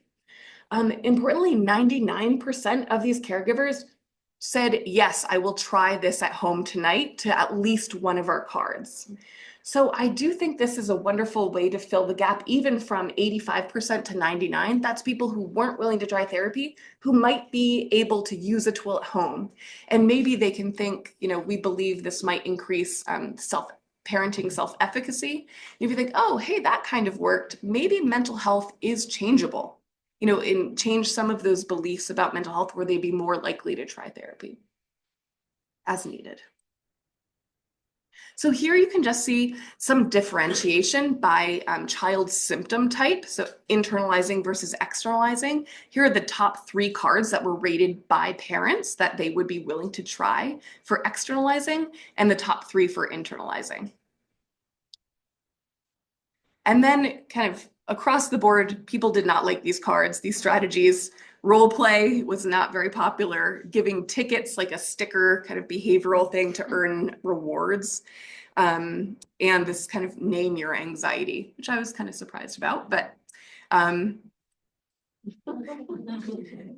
then some cards are highly variable. So I just pulled these out from descriptives here, but I thought they were kind of fun. So for this tickets, they was more acceptable and more willing to try was people of higher income and not very popular among people with lower income. Only 25% would try it. Medication for ADHD, which was one of the cards. Here's how to talk to your pediatrician and ask questions about medication and see if it's right to try. 100% of suburban families were like, I will talk to my pediatrician about it. And only 33% of rural families. I liked this one, being a millennial, my parent myself. This is when you talk about like their worst fear with your child and kind of plan for that going backward. 83% of millennials were like, yes, let's go deep. Only 50% of Gen X and higher wanted to try that out. And then praise preview, which is kind of like adding some praise to positive behaviors. 100% of people with higher education and only 57% of lower education. So these were some that I just picked out here, but I think what this gives evidence for is that there's differences in preferences. And if we put that in the hands of the people who are going to use it, that's okay. You know, usually in therapy, it's the therapist getting to choose what therapy, right? And there's value to that. We have this expertise that's really wonderful. And when you're handing this to parents, you have to be willing to empower them and kind of hand over control. And if they pick up these cards and are handed and are told, hey, use tickets.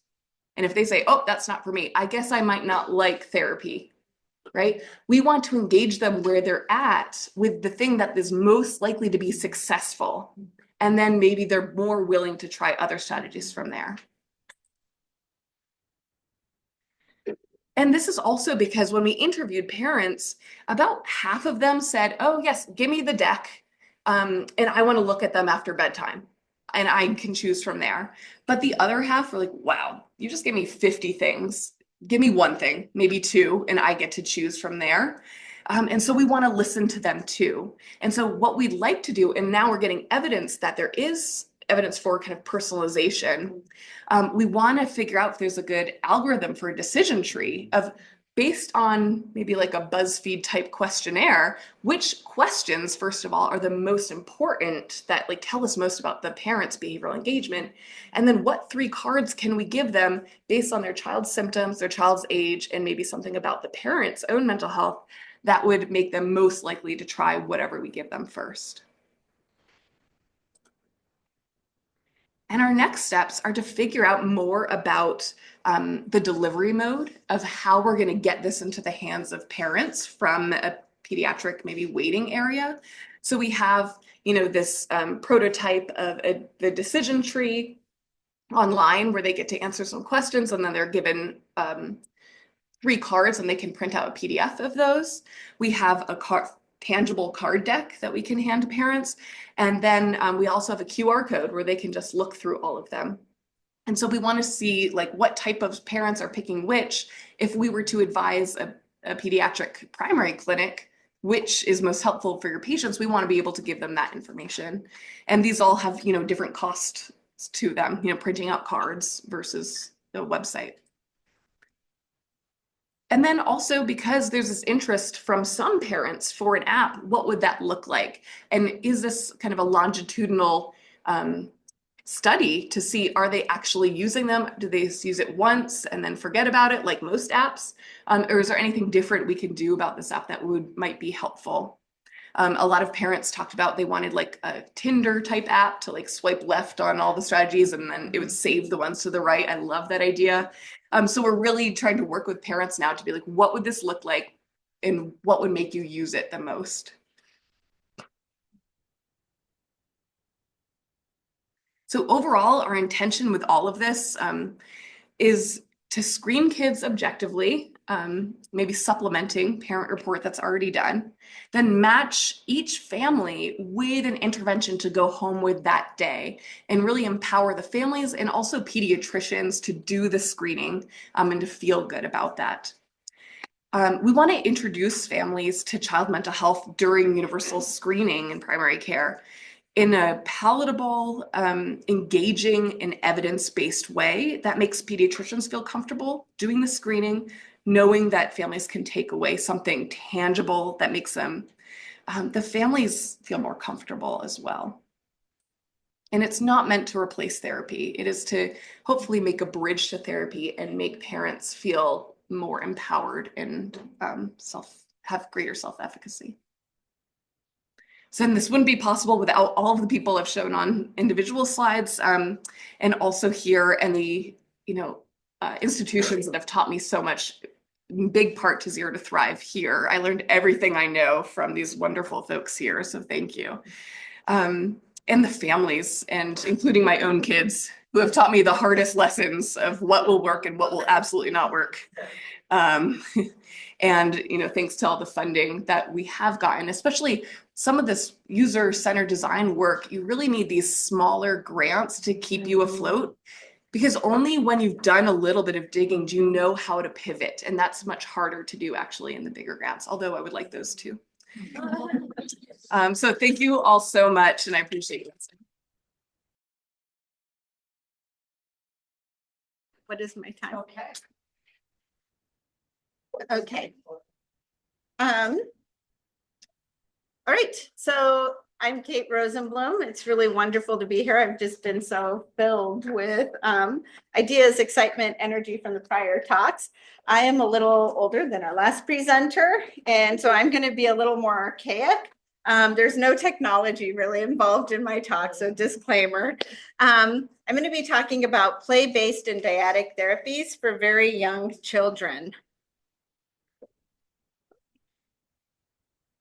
Uh-oh. Does that mean I also don't know? Oh, here. Okay, proof in progress. No, I have no disclosures. I'm not going to be selling you play, but I hope to sell you on play. And I will be drawing from some of the work that we do at Zero to Thrive, where we really focus on promoting the health, well-being, and resilience of families from conception through early childhood, through education, partnership, and service. So there are a lot of areas that I can draw from. And what I'm going to discuss today really is I was asked to talk about mental health in young kids and mental health treatment. And usually when I do that, I take the lens of early relational health these days. That's like very, very important. And what I'm going to talk about today is not early relational health, but I am going to take a slightly different lens today. And I'm really going to focus on play. And what I hope to do is just spend a minute helping us think a little bit about what is play and what function does it serve in healthy development, and how can we use play in assessment and in treatment. So why focus on play? Well, there are a lot of reasons, and by the end, I hope you'll have many more than what I'm just going to say. But in early childhood, play can really be considered a universal strategy, a prevention strategy, and an avenue for treatment. And I really want us to take a minute and just think about what is the place of play in the work that we all do. So first of all, what is play?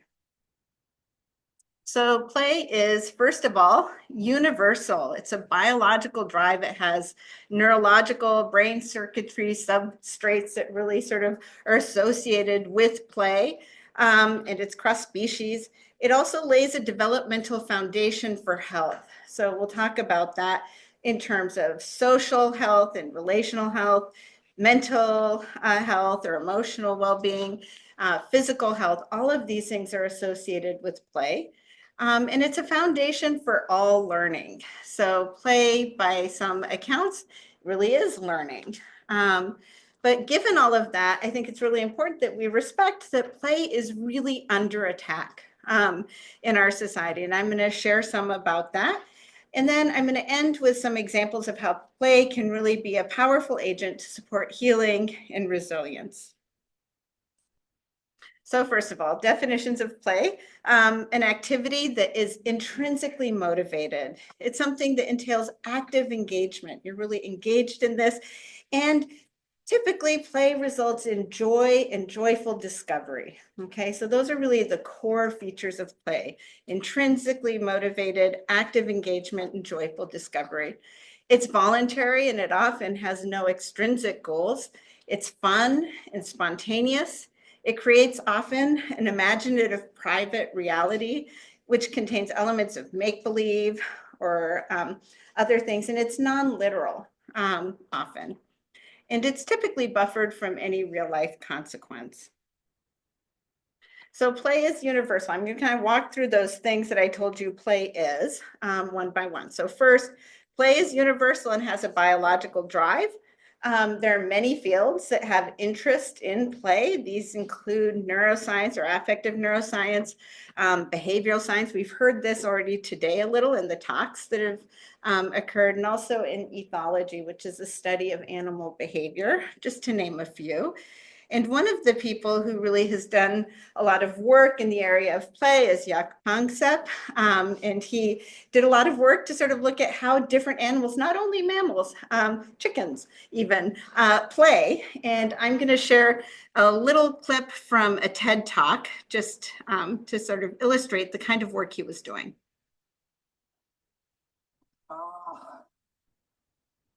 Oh. Is the speaker not? Okay. When you shared this, did you turn on the speaker and, okay. Sorry, guys, technical moment.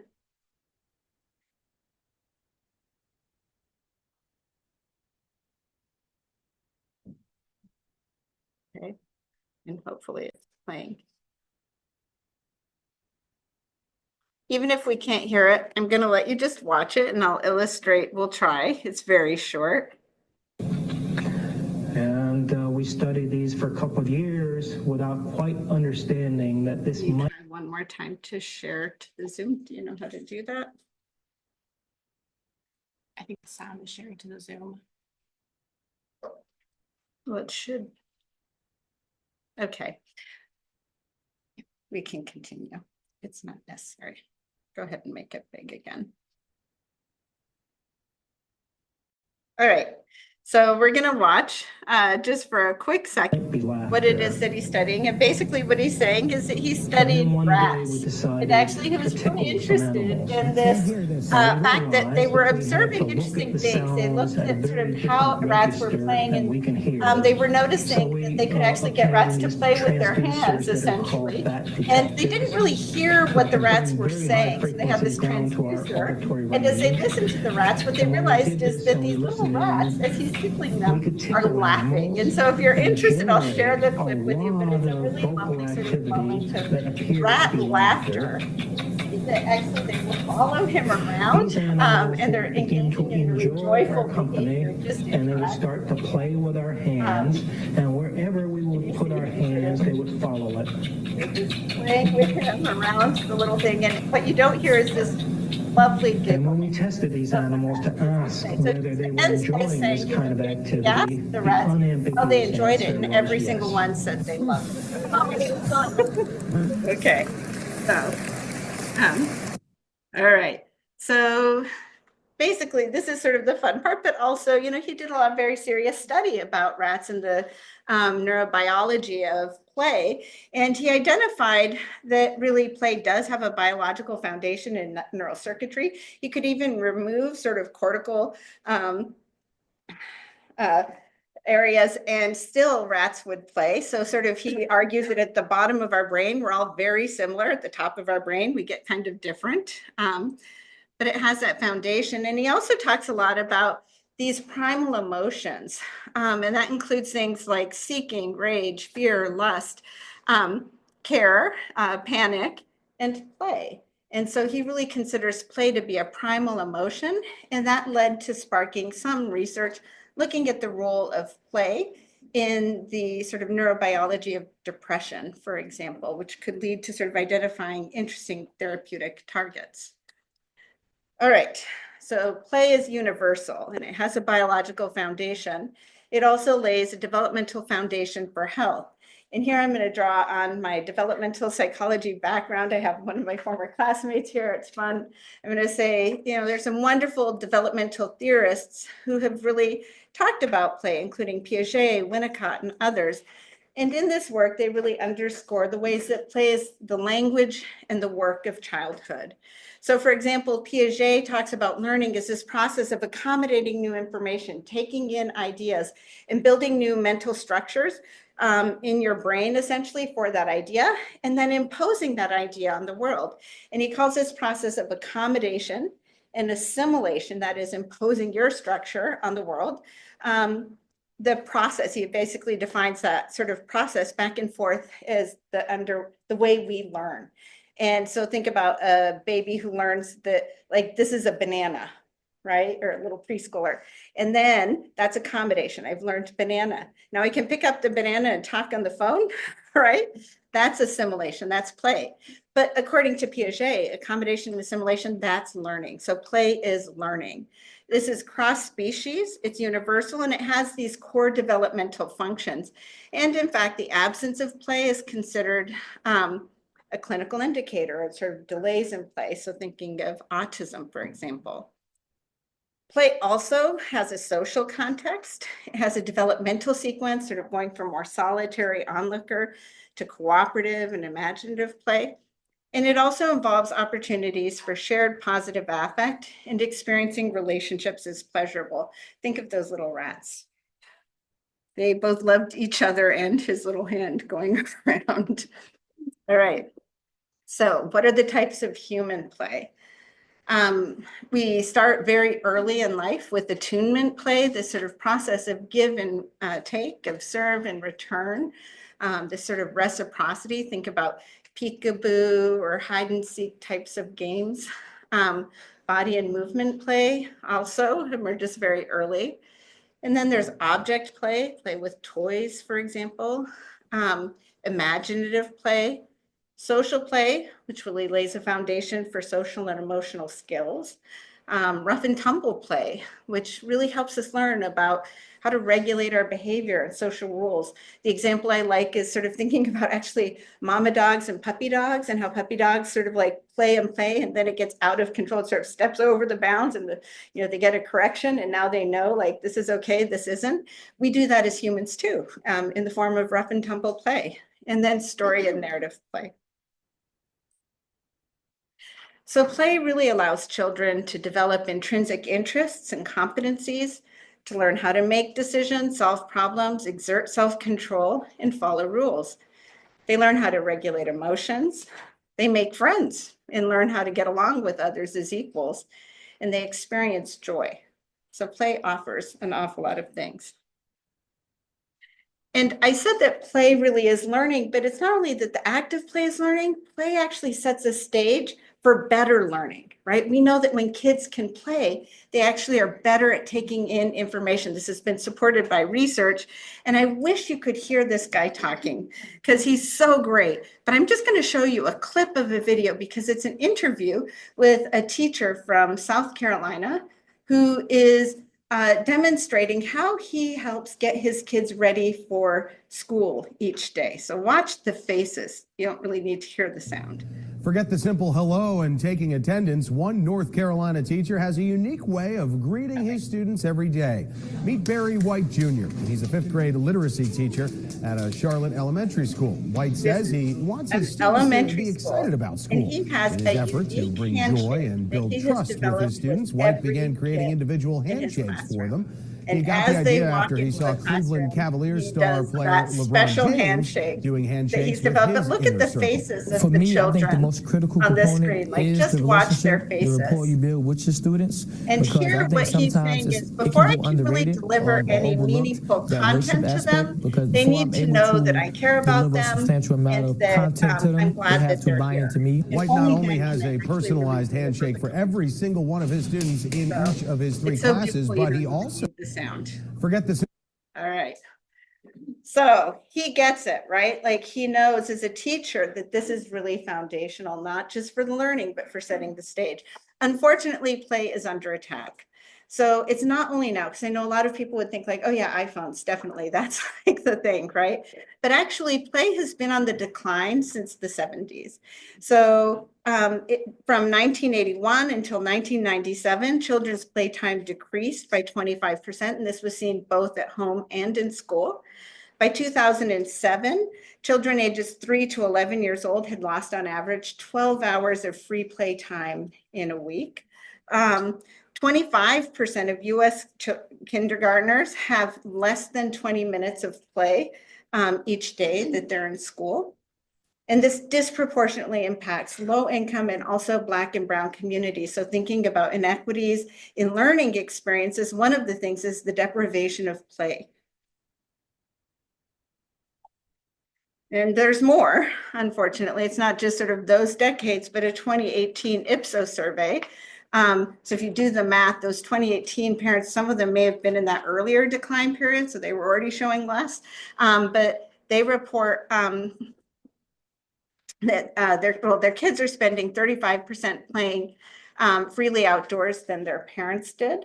And 65% of parents said that they played outside every day, but only, 30% of their kids did the same.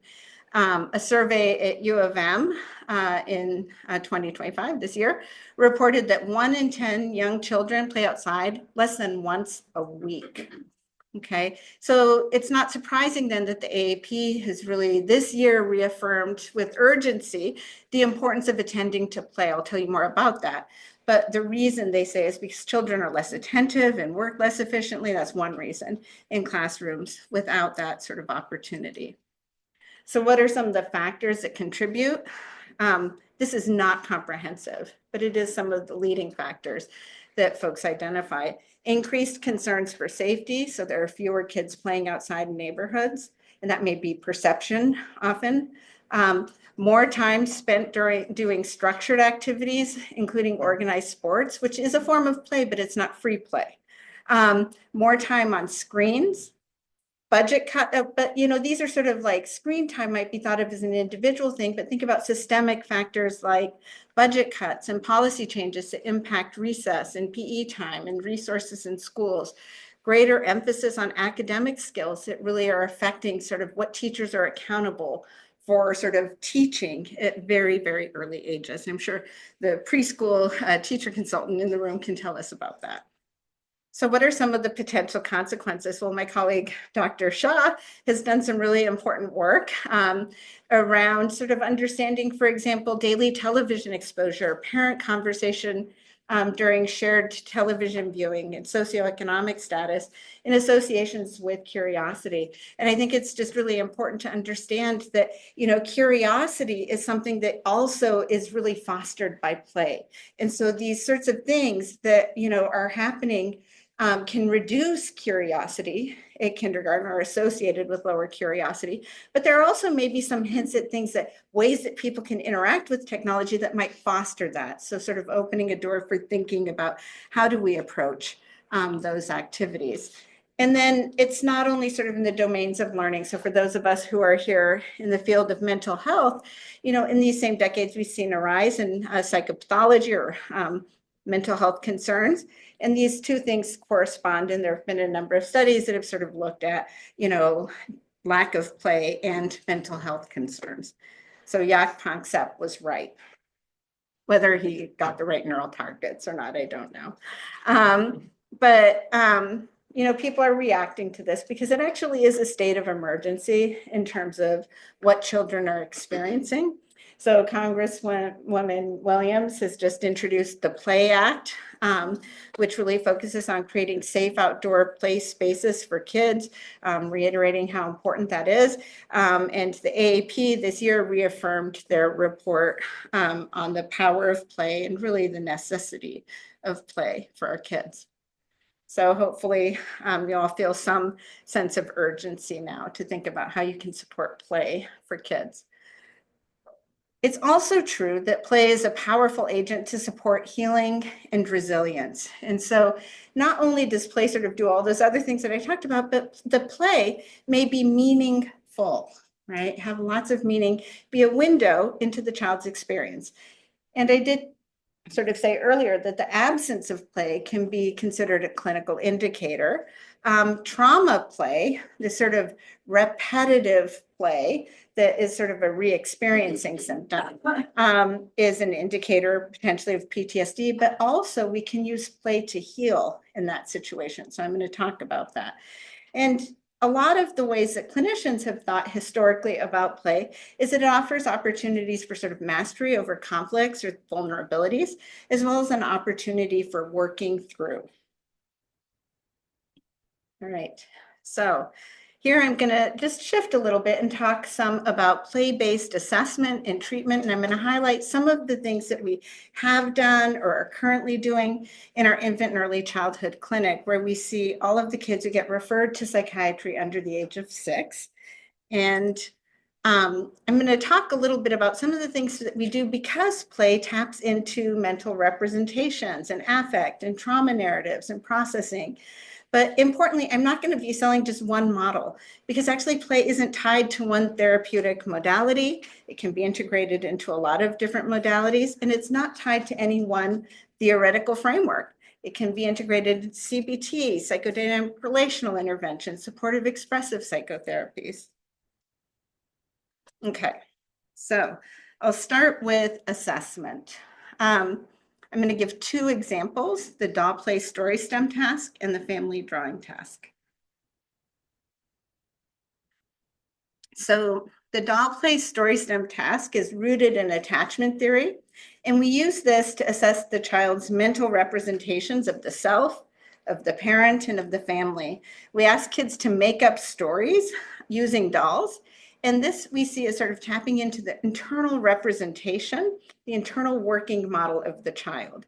And this can be sort of classified in different groups, like showing secure relationships or insecure or disorganized patterns. If you had sort of Psychology 101, you remember attachment does that. This really does tap into that level of representation. So what we do with kids who are ages 3 to 8, and verbal, is introduce a set of diverse, multiracial, multi-ethnic dolls, all different ages, and the child's asked to select a family, and it doesn't have to be a literal family that they are in, but we do ask them to sort of identify who will be you, child, in the family, and we introduce a series of story stems that are increasingly stressful and designed to activate the child's attachment system. So the clinician can introduce the story stem and the child then sort of finishes the story for 3 to 5 minutes. And we do that, process of videotaping and recording if we're doing it for research, but as clinicians, we're actually just listening and paying attention to what we're hearing and seeing. Okay, so some of the examples of story stems might be a new puppy arrives at the door and says, hey, this puppy needs a home. Or a child's doll might go outside and say, oh, I hurt my knee, I hurt my knee. And we say, what's going to happen next? And we let the child tell us. A child doll might get ready for bed and cry out and say, oh, there's a monster in my room. Or we have parents in the story go on a trip and the kids are with a babysitter. What happens when they leave and come back? And with all of this, we can really listen for how is the child sort of representing the self, the caregivers, the family, the story, how are they tolerating the affect? How are they resolving these emotionally challenging stories? And broadly, we can group these into 2 sort of broad categories, secure and more disorganized, or organized strategies and disorganized. And they kind of map onto this idea of a fairy tale or a nightmare. And so here I'm not talking about Grimm's, right? I'm talking about Disney World, sort of like fairy tales here. And these are stories that we hear that imply some degree of confidence. The child can acknowledge the danger or the threat, right? Like getting hurt, or a monster might be scary and they might battle the monster, and the monster might even do some bad things. But ultimately what we see is someone is actually competent for addressing the monster. It's either the child themselves, or they can get help from a caregiver, or someone's going to make it okay. There's a resolution to the conflict. It makes sense. And that tells us something about their ego functioning, like being able to sort of do things, and also how they relate to other people. Can they trust them? Do others provide safety and care? In contrast, we have kids who might tell a story that is very catastrophic. Things fall apart and everyone is helpless, right? So the play is chaotic and flooded. Everyone dies, is banished. And what this really suggests to us is feelings of helplessness, of not having coping strategies, and also seeing others potentially as sources of danger or threat, or at least not able to provide that kind of protection. So you might ask, like, okay, you just do this, like, what does it mean? Well, there's actually a number of studies that have suggested that the doll play story tells us something important, like it has been linked to parental psychopathology. It is stable over time, but it can be modified by changes in the family environment. It's associated with parent and teacher ratings of child behavior problems, particularly externalizing problems. And then interestingly, don't look at the numbers here, but this study, a longitudinal study of infant attachment following kids from infancy into adolescence and adulthood, really demonstrated that infant attachment was associated with adolescent functioning through this complex transaction back and forth of mental representations that affected how they behaved and behaviors that affected how they mentally represented relationships. So these things are important and meaningful, right? Play that is meaningful.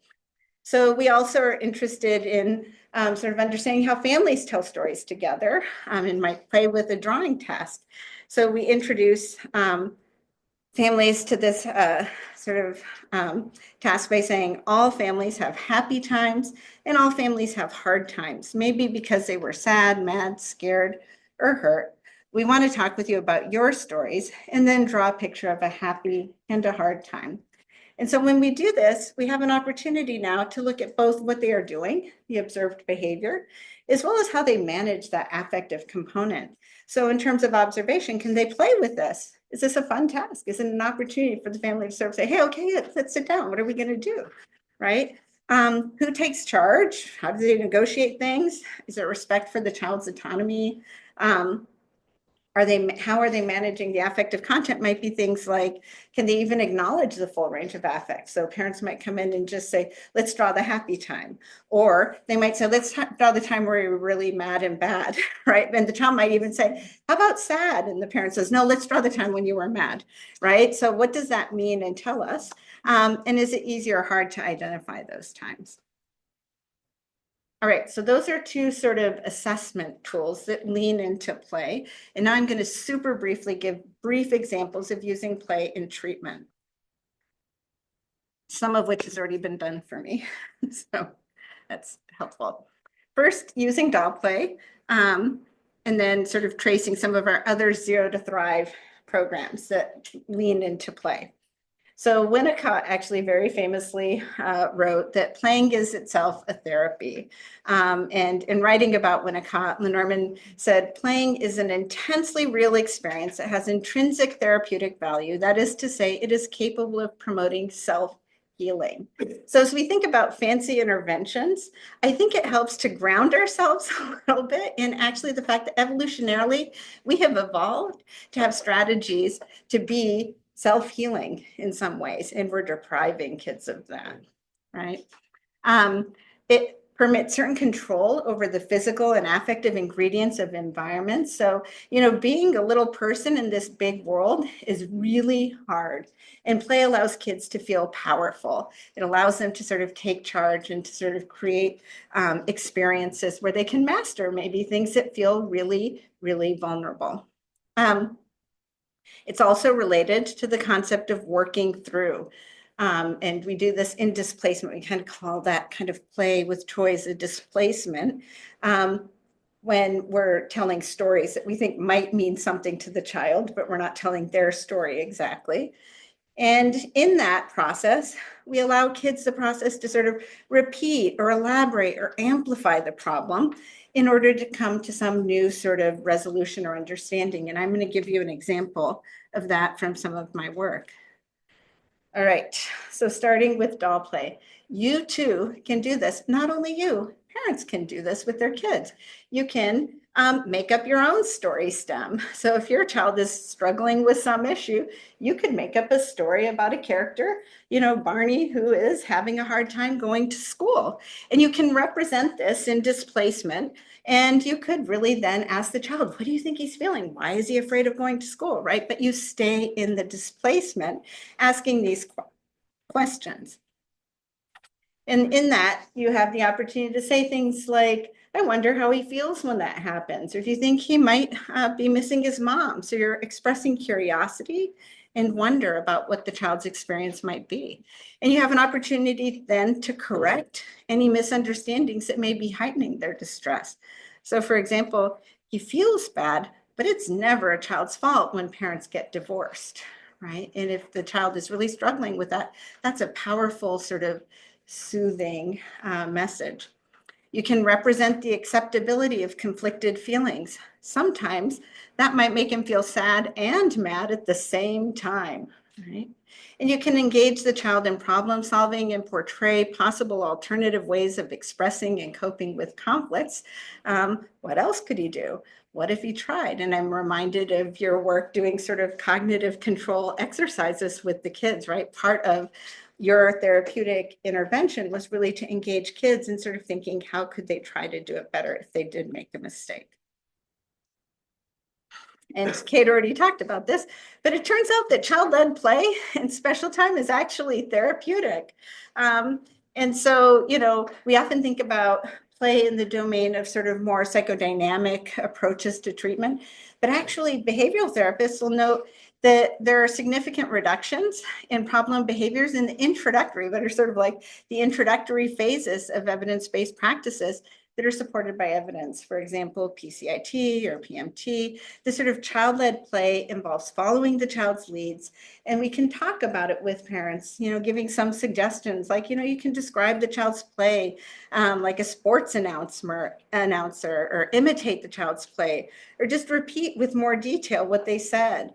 Praise them for, behaviors that you want to encourage, and allow them to play with toys in any way that they want to. There's no one right way. But what you're avoiding is giving commands, directing the play, or giving ideas. quizzing, teaching, being competitive, or redirecting. Not easy actually to do. Sometimes coaching is helpful, but that experience is incredibly powerful. And I think is why maybe that was too much of an active comparator in our kid power condition, because it actually does have quite a lot of power. All right. So, and actually interestingly, I just have to say, we actually told parents when we were randomizing them that they were going to be randomized to one of two conditions, and we didn't know which was going to be most effective, the child-led play, but we all thought it was going to be the cognitive control, right? But it turns out like they benefited from both, and there's something kind of, I guess, if we didn't get the effect that we were hoping for, at least there was that, right? Truth in advertising. I think actually, Jason, you said that very early on. It could happen. All right. So play in the Strong Roots programs. Strong Roots programs are a suite of interventions that Zero to Thrive has developed in collaboration with community partners and parents over many years, including Mom Power and other programs, Fraternity of Fathers, and a whole plethora. So these are evidence-based multifamily group interventions that focus on parent mental health and parenting for families with kids who are under 6 years old. And core to all of these is a tree metaphor that really represents a balance of attachment and exploration. So this is Bowlby, for those of you who remember, again, Psychology 101 if you took it, this idea that in order to branch out and sort of learn and grow and thrive, you really need to have strong roots to hold the tree steady. And branching out is exploration. And when kids are exploring, they actually may be playing. That's a part of what play is. And you notice that behind the tree is a sun, and that sun really represents the warmth and delight that kids need, whether they're branching out and exploring or whether they're building roots. And they build roots through connection. So if they're feeling sad or scared or hurt or vulnerable, right, they need a caregiver to come and help sort of restore their balance. That's building roots. So you really need both in order to have a really healthy, sort of thriving tree and child. So this sort of is important because play can be sort of part of the branching out or exploration and balanced by that sort of attachment root side and the sun, which I just told you about. All of these are relational and all of these are critical for healthy early relationships. So that tree is core to all of these programs. We introduce it to parents and we then sort of weave things around that. And it was really important to us that this not be something also that was sort of just our sort of brainchild. So it was begun in 2007 or 8 or 9, I can't remember, at a teen health clinic. And the moms named it Mom Power, our first sort of model. And, over time, we've had a number of focus groups led by our colleague, Angela Johnson, who's here, and others to really understand, like, how is this meeting the needs of the community? How are parents relating to this? And how can we sort of evolve programs that are responsive? And through this, we really realized that each of these programs needs to rest on 5 protective factors to really enhance parents' capacity to care for themselves, to connect with their people. These are multifamily groups. So how do you sort of reduce social isolation and build connection? Enjoy with my child, sunshine time. How do we support families in getting help? And how do we help parents in supporting their kids' feelings? So these are our 5 protective factors, and they weave throughout all of these different programs that we've developed. And if you want to learn more, you can go on our webpage and even see the tree video. So how is play an important therapeutic agent in the Strong Roots programs? Well, first of all, I just sort of highlighted that importance of sunshine time, like enjoying with your child, and branching out in exploration. So that's an important part of the model. It gets woven in lots of ways. But the parent group curriculum also supports parents in thinking about how can we do sunshine time? So how can we make everyday objects and routines, opportunities for play and for mutual sort of joy? It doesn't have to be fancy. The child team who cares for the staff or for the kids while the parents are in their parent group has been trained in child-led play and to support mastery play, games like peekaboo. And in a moment, we'll actually show you why peekaboo is a mastery game, but that child-led play component shows up as well. And so we've done lots of studies about our Strong Roots programs, but I'll highlight one finding that I think is really lovely given what I just shared with you. And this is from a version of the Strong Roots programs that was designed for military families with young kids.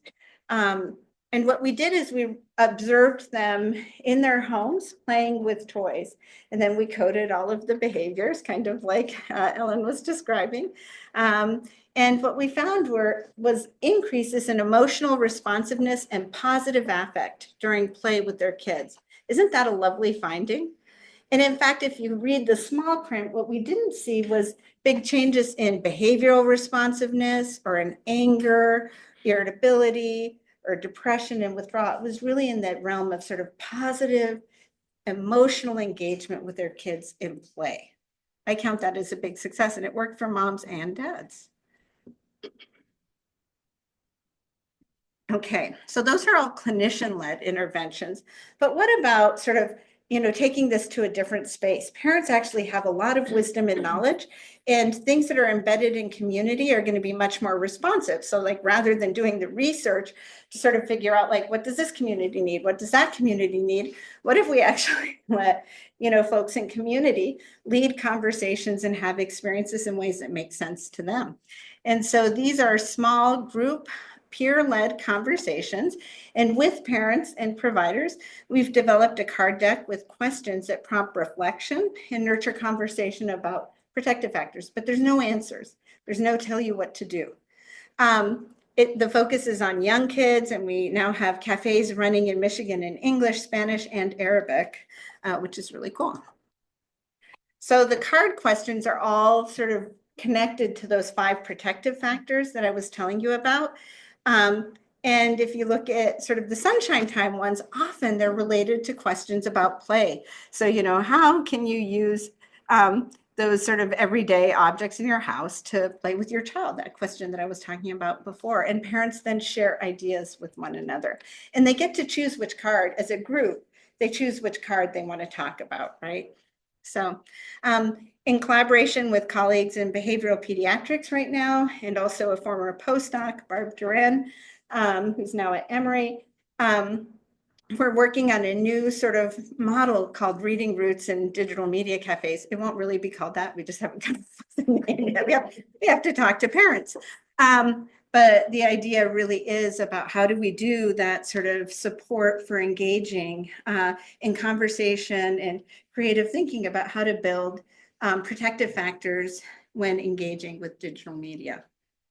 And so with the plain cafes, we'll call them our Strong Roots parent cafes, Barb actually did a study in the community with a number of us here, evaluating the feasibility, acceptability, and perceived efficacy of these cafes delivered in the community setting. It was a very diverse sample. And broadly, this is not very detailed, but parents told us that they actually felt it benefited them across all of the different protective factors. So depending on which one was talked about in the cafe, they found benefit from before to after, and also just in their reported perception. So we have this wonderful team of cafe host trainers at Zero to Thrive who are doing trainings of folks in the community, and then this is being implemented in an ongoing way. And just to sort of illustrate, we have explanations of each of these protective factors, really highlighting for play, for example, sunshine time, and saying these don't have to be big moments of excitement. Even small moments can be opportunities to delight in one another, like when your child helps you cook, reading a book before bedtime, or going on a walk. So parents in this particular study felt overwhelmingly that the cafes helped them figure out how to enjoy activities with their child. That's a really lovely finding. And not because we told them how to do it, because we actually gave them the permission to share with one another how they imagined doing that. So a little bit more about sort of psychotherapy. I'm going to talk about play in infant parent psychotherapy, specifically a model called the Michigan Model of Infant Mental Health Home Visiting, which was developed by a social worker in the Department of Psychiatry at the University of Michigan in the 1970s by the name of Selma Freiberg. And this is a service that's Medicaid funded, CMH delivered. It's needs driven, meaning what the family needs is sort of the focus of the work. It's multifaceted, and it's delivered in home across Michigan. And there's some true champions of infant mental health work in the room today, including folks who helped really drive the research on this. When you think about fidelity to this model, there are a number of elements, but some of these might include case management or emotional support for the parent. But I've highlighted 3 where play is sort of also explicitly built in. One is developmental guidance, video feedback, and infant parent psychotherapy. So a number of years ago, there was a threat of loss of funding because there wasn't an evidence base for this model, although it was already scaled and implemented across the whole state, kind of backwards. So the state reached out and we pulled together the Michigan Collaborative for Infant Mental Health Research. And in that process, developed and tested a standard training and fidelity tool for the practice. Through the research that sort of followed, there was sort of enough evidence to really sustain this as a Medicaid funded practice in the state of Michigan, and training is ongoing. I'm just going to highlight sort of how it's built in. So this is our fidelity form, and clinicians don't do everything with every family or in every session, but they check what they did. If they did developmental guidance, you can see that actually the third sort of thing that's highlighted is encouraging parent-child interaction and relationship by, promoting play, singing songs, finger games, peekaboo. So that's really emphasizing sort of supporting play between parent and child. Infant parent psychotherapy also uses play. So if you look at sort of this is how the clinician uses play to address the concerns. The clinician might wonder about the meaning of the child's play with the parent, or might give voice to the child's play, saying something like, "Oh, you're showing us that you remember when," for example. So I wanted to say, a little bit about how, we keep coming back to this peekaboo, and I wanted to make a point about how is play like that learning. So I'm going to let you watch in silence. Sorry, guys, again, but it's okay. You'll get the idea. It's very short. And I want you this time to really, you'll know the game, but I want you to ask yourself, what is this baby learning?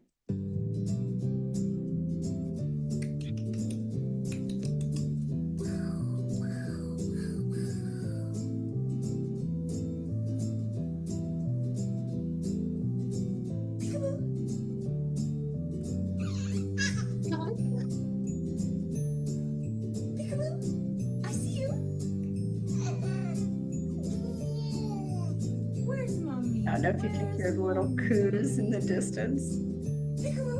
Giggles.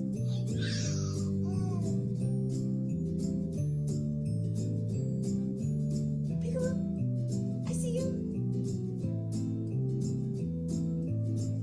Okay. So that was a very brief video. But, I wonder if you sort of saw some of the things that, I do when I watch that. In just 40 seconds, there was an awful lot of learning happening, right? Cognitively, the child is learning object permanence, that things continue to exist even when you can't see them. Person permanence, actually my mom continues to exist even when she's like away, which is really a big thing because it's really anxiety provoking when you're a really little baby to be separated, right? It's a kind of primal fear. We're learning then also distress tolerance. I can tolerate that fear. It doesn't completely dysregulate me, right? And I can manage my feelings of anxiety, and that relationships actually can help me feel that sense of reconnection and rebalance. It can restore. I have trust in mom. She's going to come back, and I can enjoy. I can have fun in relationships in 40 seconds. Really powerful, right? All right, so imagine that you had recorded that interaction and now had an opportunity to watch it with the mom. Like, what might she see? What might you highlight? What might you be able to sort of reinforce with the parent? So this is another component of IMH home visiting.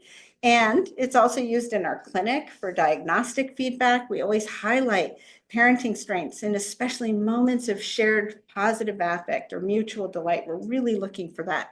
And the beautiful thing about videotape is that even, or video, is even if it's not the whole time very positive, there's always something. There's a moment, and you can zoom in on that and really reinforce it. So we are always sort of saying to parents, let's make a movie of you and your child playing together, and then we're going to watch it together. And parents really tend to find that incredibly powerful. And it's not just they report that they find it powerful. We actually see increases in parenting sensitivity with the intervention, but then an added independent contribution of watching a video with your clinician of you and your child playing together.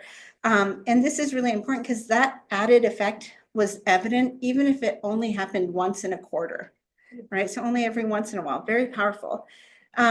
This intervention also interrupted the association of maternal adverse early experiences, their ACEs, on toddler language development, work led by Jess Riggs, who's right here. Really important finding. And then also is associated with toddler positive social emotional well-being, and work led by Julie Robato. All right, so that same intervention has evolved over time in another community to become child-parent psychotherapy, which is an evidence-based best practice for trauma in young kids.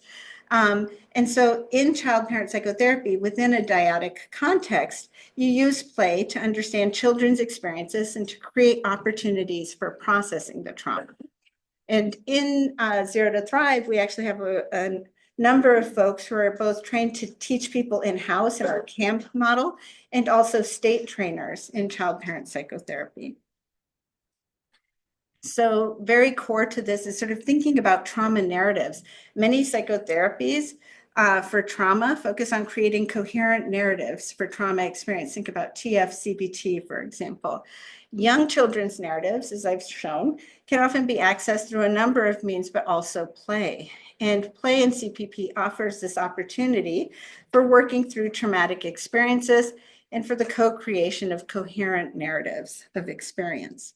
So I'm going to share a very brief vignette, just highlighting some key portions, and I'll say it is distressing because this young little one lost their parent who died due to an assault. So this was a 5-year-old girl who witnessed her mother's murder by an ex-boyfriend when she was 4, and she now lives with her maternal aunt. At sort of referral, the concerns were that she had anxiety, she was really clingy, she had nightmares, and she had this sort of inappropriate sharing of the details of the assault with others at school. So in the beginning, when I was seeing her, really play was the repetition of the trauma. In the office, she spontaneously chose to play with puppets and enacted stories that were related to bad guys who tried to kill people. And others might be watching that play and they might be scared, but whenever anyone tries to stop or capture the bad guy, he just keeps getting away. So weeks of repeating this theme, the bad guy just keeps getting away. Traumatic play like that is not joyful. And really the way that we understand it as early childhood people is that it's more of a re-experiencing symptom of PTSD. And so meanwhile, while she's doing this sort of repeatedly, she's continuing to talk about trauma at school and has continued anxiety and nightmares. But over time, her play begins to incorporate important themes about wanting to be powerful. So she starts to pretend to be a superhero who battles the bad guys. Still, they keep getting away. But during one session, she puts on a cape and she calls out, "I'm a superhero. I mean, I'm just a little girl. I mean, I'm Superwoman." Really fast, just like that, right? And so I acknowledge that she was just a little girl who felt very scared and vulnerable when scary things happened, like bad guys, and that she wishes she was strong and powerful and could stop the bad guys. Right, so that was an important moment. And following that, Superwoman was really on the scene again. In one play session, this little one sort of very beautifully and wisely was enacting a scene battling bad guys, but this time she calls out to her aunt and she calls out to her aunt and says, "I need some backup."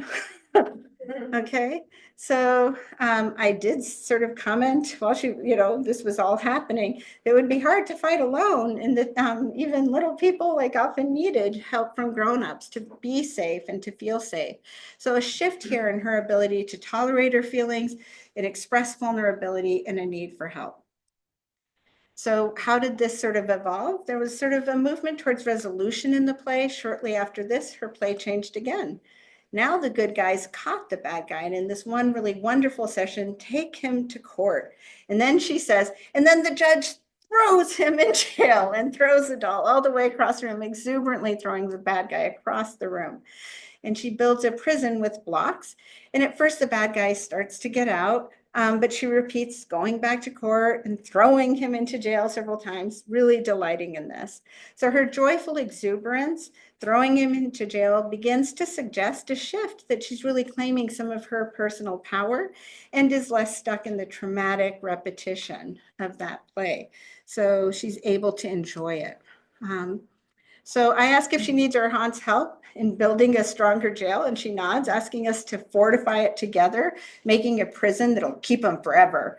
So at this point, I make a connection to the external reality. This is a moment that I do that and say that, you know, for the forever aspect, her bad guy also will never get out.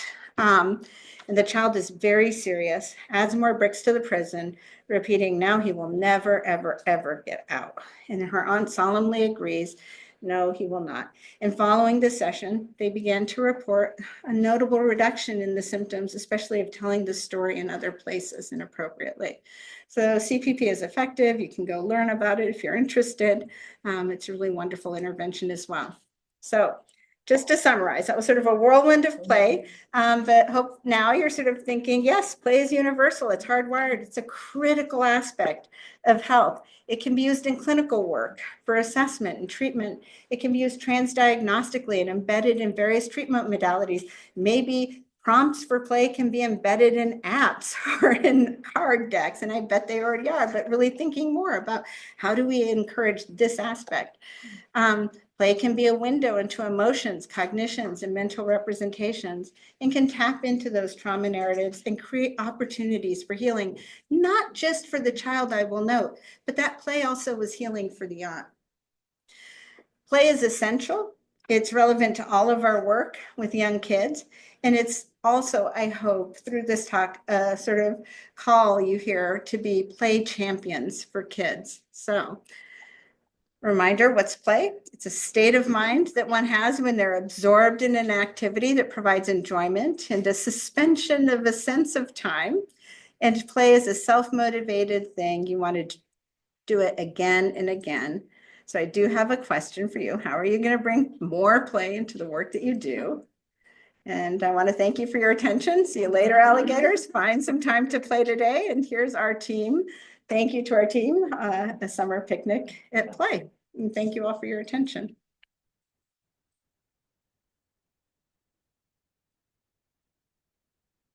So much, Kate.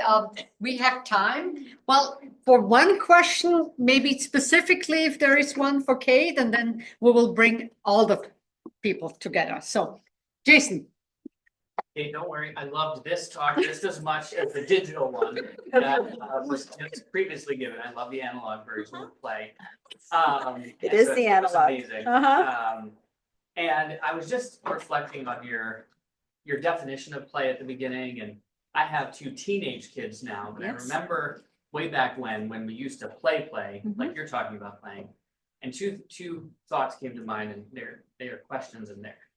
One is the thought of playing games like on a screen. How do you wrap your head around that still being play, because it does have a lot of the same elements. Yeah. You know, as my kid is playing these Brawl Star games with his buddies across the country who he goes to camp with in New Hampshire. Okay, so there's like there's play isn't play necessarily. So that's one thing I was wondering to get your thoughts on. And the second is I'm a lowly assistant coach, youth sports dad, and I'm constantly paired with different dads who have a different definition of play. And so we're playing basketball, or we're playing baseball, and my version of practice looks much more like play, and theirs looks much more like army prep.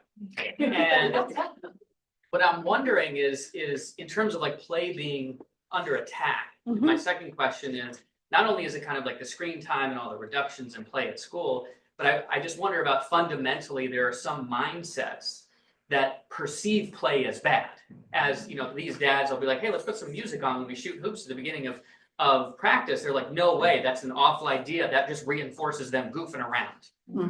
And so I'm constantly trying to make a play argument that it's good for lots of things, including attention and better performance. So I was wondering your thoughts on those two kind of issues around play. I think it's so, so important what you're raising. So first of all, to the first point, play really is in the mind of the holder of it, not the beholder, right? Like you could be throwing a ball back and forth and playing or not, or you could be on a screen and playing or not. It really has to do with whether you're experiencing it as intrinsically motivated, pleasurable, you know, all of those features of play. You can't just tell by the nature of what someone's doing. So people can clearly really be engaged in play on a screen. They might be playing with other people, even in constructive or collaborative sorts of ways, having conversations and fun, and there's some competition in it, but it's really pleasurable. And that, you know, that is play. And you could be, you know, playing a game like chess or, you know, football and not having any fun at all, and it's externally motivated. And so while we call it playing a sport, it may not actually meet the criteria or definition of play. And I think that's what you're sort of highlighting. So it's really important to sort of hold that in mind. And I think the question is, how do we help turn things then into play? The latter point, I think, is a really important public health question. I think it's a critical public health question, actually, because it's not just in that situation, it's sort of across the board. Teachers are being asked to teach little kids in preschool and not to give them a recess, because they need to learn and they need to achieve sort of outcomes. So that's whole systems, departments of, you know, this is like, you know, it sort of magnifies to lots of levels. And I don't know that I have the answer for you other than to say, I think that is the critical issue. How do we help people understand that play isn't sort of a luxury? The play actually is critical, that if we're thinking about and bemoaning, you know, the elevated rates of anxiety, depression, you know, stress in kids, in youth, and adults, you know, one of the reasons for that is actually our disconnection from something that we're actually biologically hardwired to do and need, and sets the stage for learning and for pleasure in relationships and for mental health. And so that's kind of why I wanted to do this very low-tech sort of point, because I think we need to really think about what's the messaging. There are some really cool places to look that, you know, someone was saying something about we need foundations who are sort of focused on these kinds of activities and introducing play. And, you know, the Lego Corporation, like there are people who are really thinking creatively about how do we bring play back to kids? Because right now, we've set up a situation, I think, that is not only introducing some of the harms and the ills of the things that they're engaged in, but depriving them of the antidotes, play. And then my second point would be nature. Well, I don't know, I'm overwhelmed here. Ellen, go next. Such a wonderful talk. I was also wondering about like mindset, especially for parents. I think at the beginning of the talk, I'm like thinking about, oh my gosh, I'm like, come home at 5 and playing with my kid is so exhausting, and they want to play obstacle course in the basement for hours. And then, but it's like another thing I should be doing, and it's adding more to parents' plates. But then as you go on, and I feel like so lucky to have been able to shadow you during some of this clinical work, is this video of like 40 seconds. And I like think about the mind shift that you were able to give to parents in their moment. Like you did that, that is play and that is beautiful.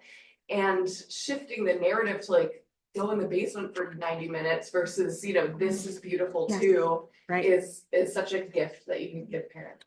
Right. And the question, if you recall, thank you for highlighting that, because I really think that's an important piece too, right? But the play actually might just be letting your child have a spoon to stir the pot while you're cooking together, or, you know, playing with some of the dough on the side, you know, or like doing silly things while you're, you know, actually doing tasks. So it might be going on the walk to the car and sort of jumping over things.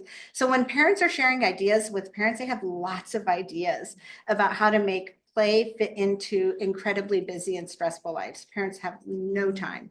Parents are working multiple jobs. They are under, I mean, half of all parents in the US have clinical levels of parenting stress, right? So how do we help them sort of break it down into those everyday moments?